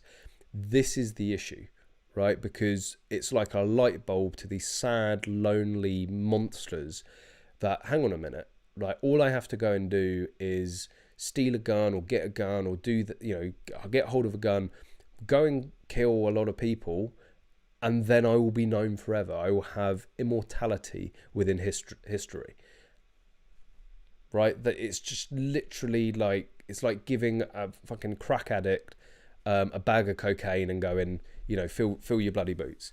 It's so attractive to them, and all the time that they prioritize, and whilst New Zealand don't seem to do a lot of things right, what they did right with the mosque shooting was I don't know if it was, I think they use legal powers to basically say to the media, don't even think about printing that guy's name, right? They were only allowed to talk about the victims, literally only allowed to talk about the victims, and that is something that I just think is so sensical. It's just, if there's one thing that I would change about American gun culture, and it's not even American, it's not even gun culture, that I think would have the biggest impact. Banning the media from naming or showing naming any mass shooter, and showing their face, and watch the mass shootings fall. Because what are they going to get from it then, right? It's just, they're not going to get that eternal glory. They're not going to have their name in every single newspaper, their face on every front page, the 24/7 news coverage. The media have a lot to answer for on that, and nobody's calling for it to be done, right? You've got everyone saying about banning the guns. You've got everyone saying about further restrictions and further this, and we should do this, and guns are bad, and more medication for kids. It's the media, right? It's just like... Anyway.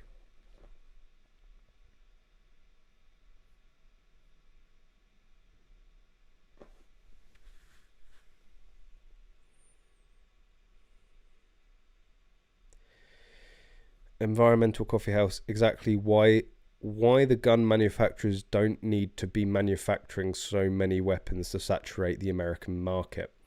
Newsflash. The American market is not saturated with guns. The reason, like, first of all, businesses want to sell as much of what they're selling as possible. Can't blame them from doing that. And gun manufacturers, well, they make guns. So there's that. Also, for a long time, supply has outstripped demand. It's like, what, like, I can't, like, yes, it's the manufacturer's fault for making too many guns. You know, it's like, if they saturated the market and there were gun shops filled with guns, like, it's the issue. Well, I guess you see it as the real issue in terms of the way you're seeing things, is that people are buying the guns. It's not the saturation that you're talking about.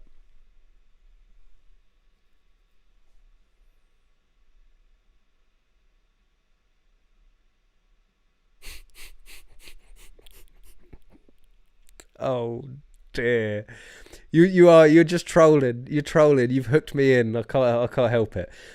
So you don't consider an automatic weapon that can kill 10 people at once mass distraction?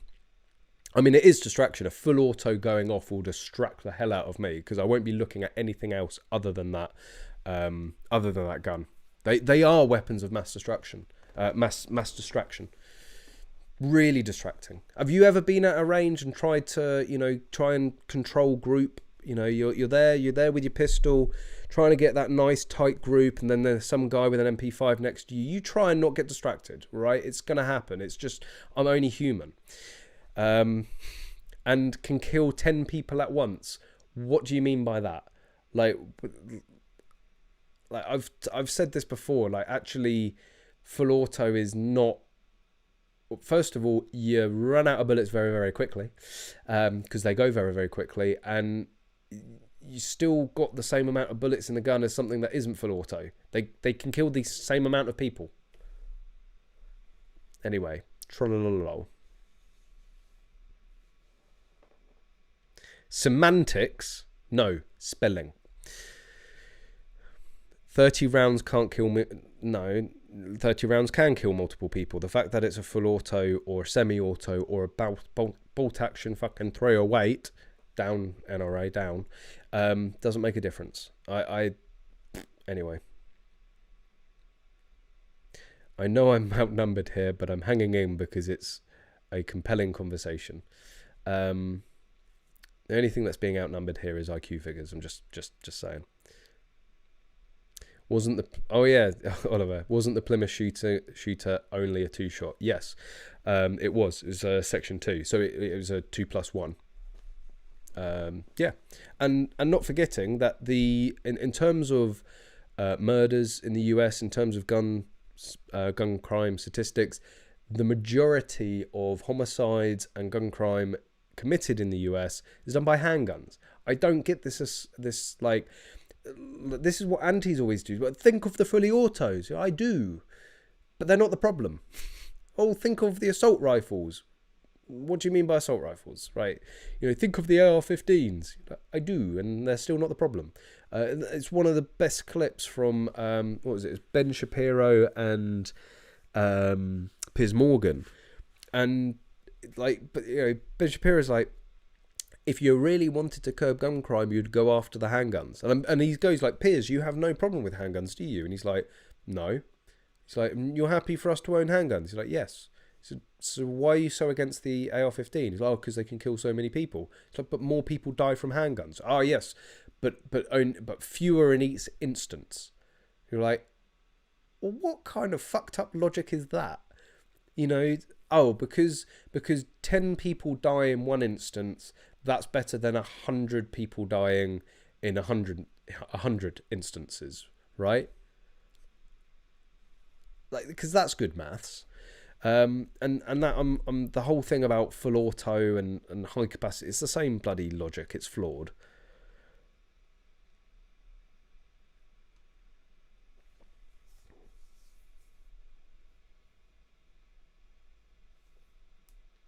Still, the person behind the gun, that's the issue. Absolutely, I always say that. 100%. It's the nut behind the butt. There are only about 150,000 registered transferable machine guns in the US, and they're all over $10,000. That's the other thing, is the sort of people that can afford a machine gun usually aren't the sort of people going out there robbing or committing mass murder. But that's interesting. 150,000 transferable machine guns. Bearing in mind, there's like that would make up about 5 to 10% of all. I think more about 5% of firearms owned in the UK. That's actually a really, really small amount overall. You think like US is 200 million guns, around that. That's what the government know about. That's a pretty strong. Like that's. I thought it would be higher. I genuinely thought it would be higher.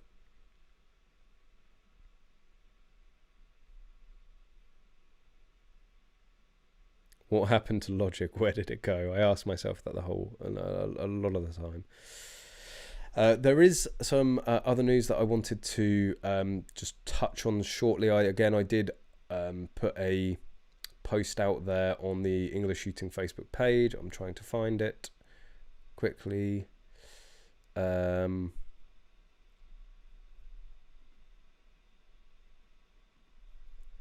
And that was to do with gun thefts. So this was in Kent, and it's really just a bit of public service announcement, and also a bit of advice. So if you hear anything about these guns, not that I feel that these would ever pop up in legal channels,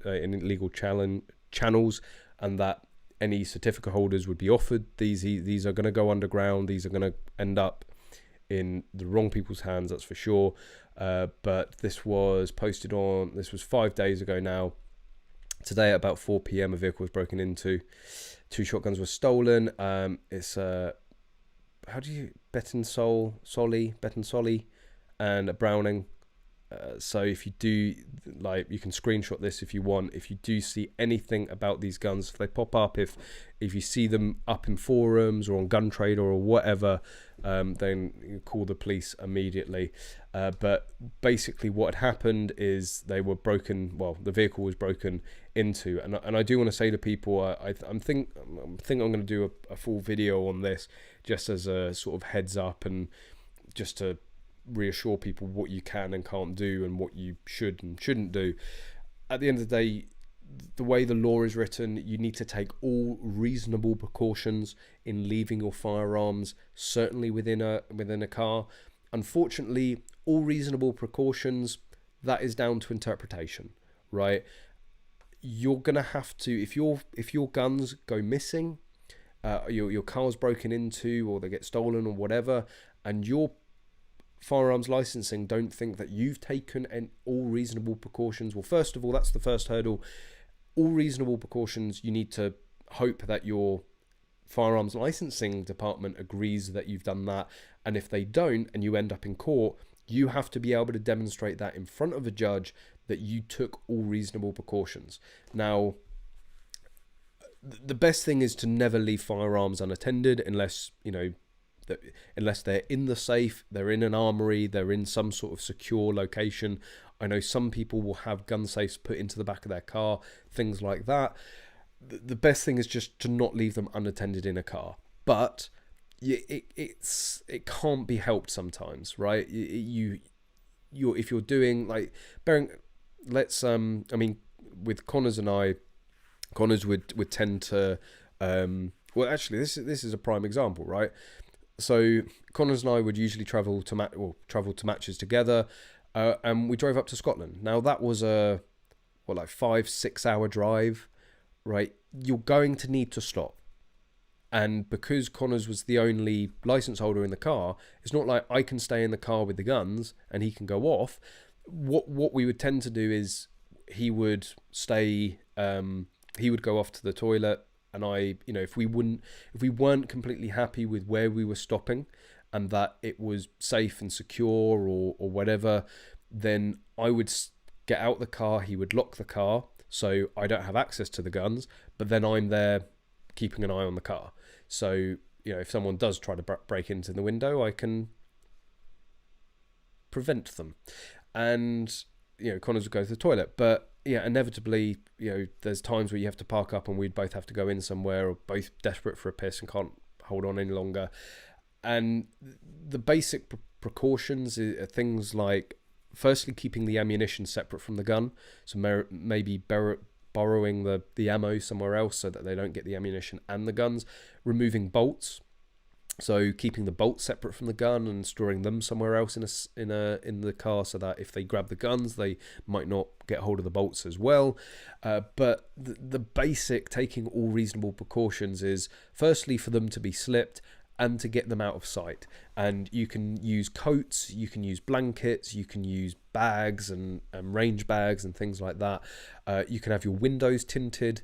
All these sorts of things will help. But if you leave gun slips in view, if you leave guns on view, they are like magnets to criminals. They will be picked up on. People will see them and take them, even if they don't want to go and use a gun for something nefarious.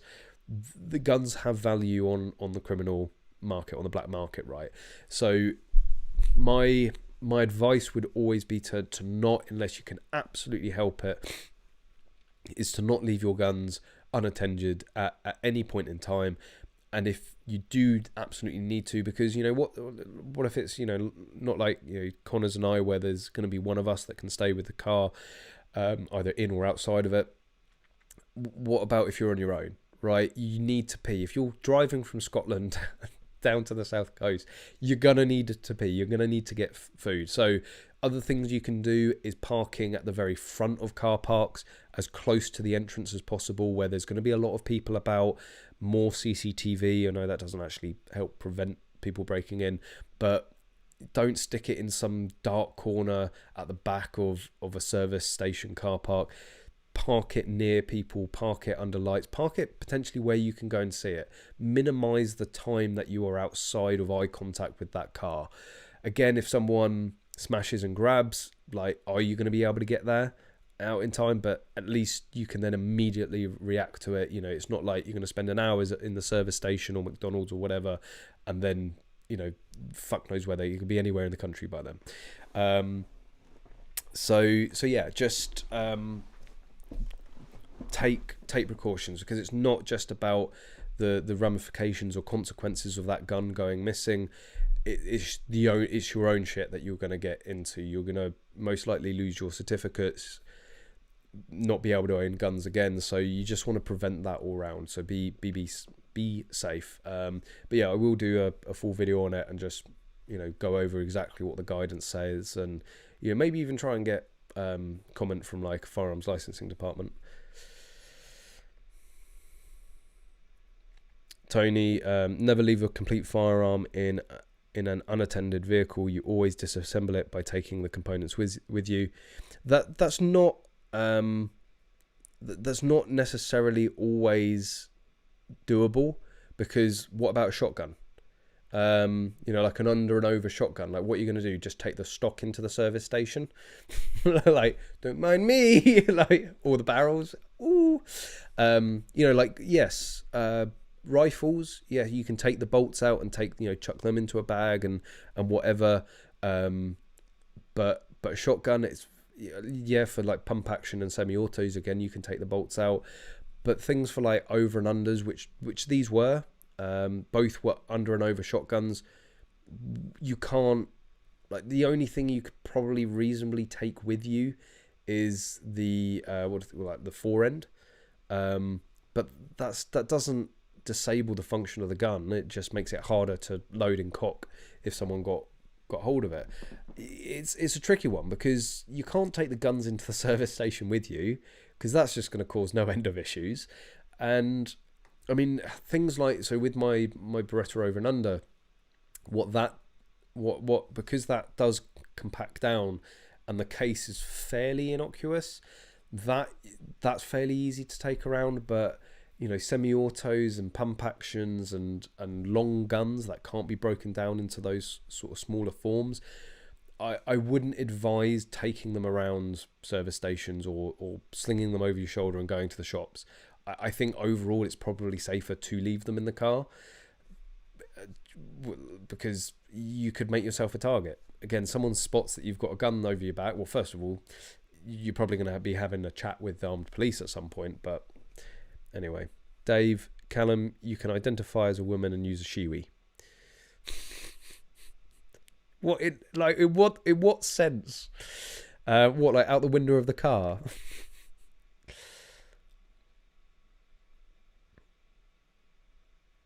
Pre-clay shoot Costa is always a talking point.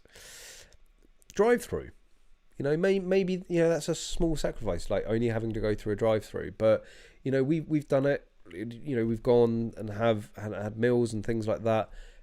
But the car is always in sight. One of us can always see the car, and that, I think that's the bare minimum of what you need to do if you're going to leave them unattended.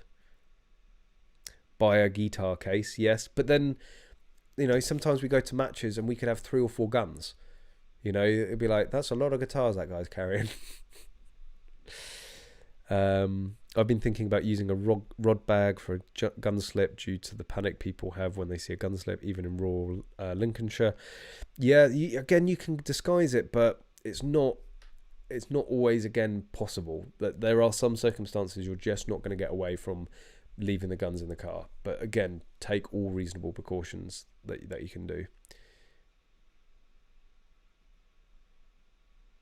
Take the mag tube cap. Yeah, but again, that can easily be replaced. That's like really the only thing that can really prevent that gun then being used is taking the bolt with it, or even firing pins. Domo, appreciate that. Thanks for your support. Thank you for hosting here. Very much appreciated hearing about gun laws and culture elsewhere. Well, make sure you've subscribed. Make sure you've liked, because there's plenty more where this comes from. And that goes for all of you. Hit the like button, subscribe, and all that. Pretend you're a rock band. I mean, to be fair, Connors and I could probably pass that off. But anyway, again, make sure you like, make sure you subscribe. I'm going to wrap it up there. We have been going for 2 hours, covered everything we wanted, and I hope everything you wanted to as well. But we do this every single week, 7:30 p.m. UK time on the channel. So if you want to see more of this, hit the subscribe button. If you've enjoyed this evening, hit the like button. There is more dedicated content coming out soon, I promise. It won't just be live streams.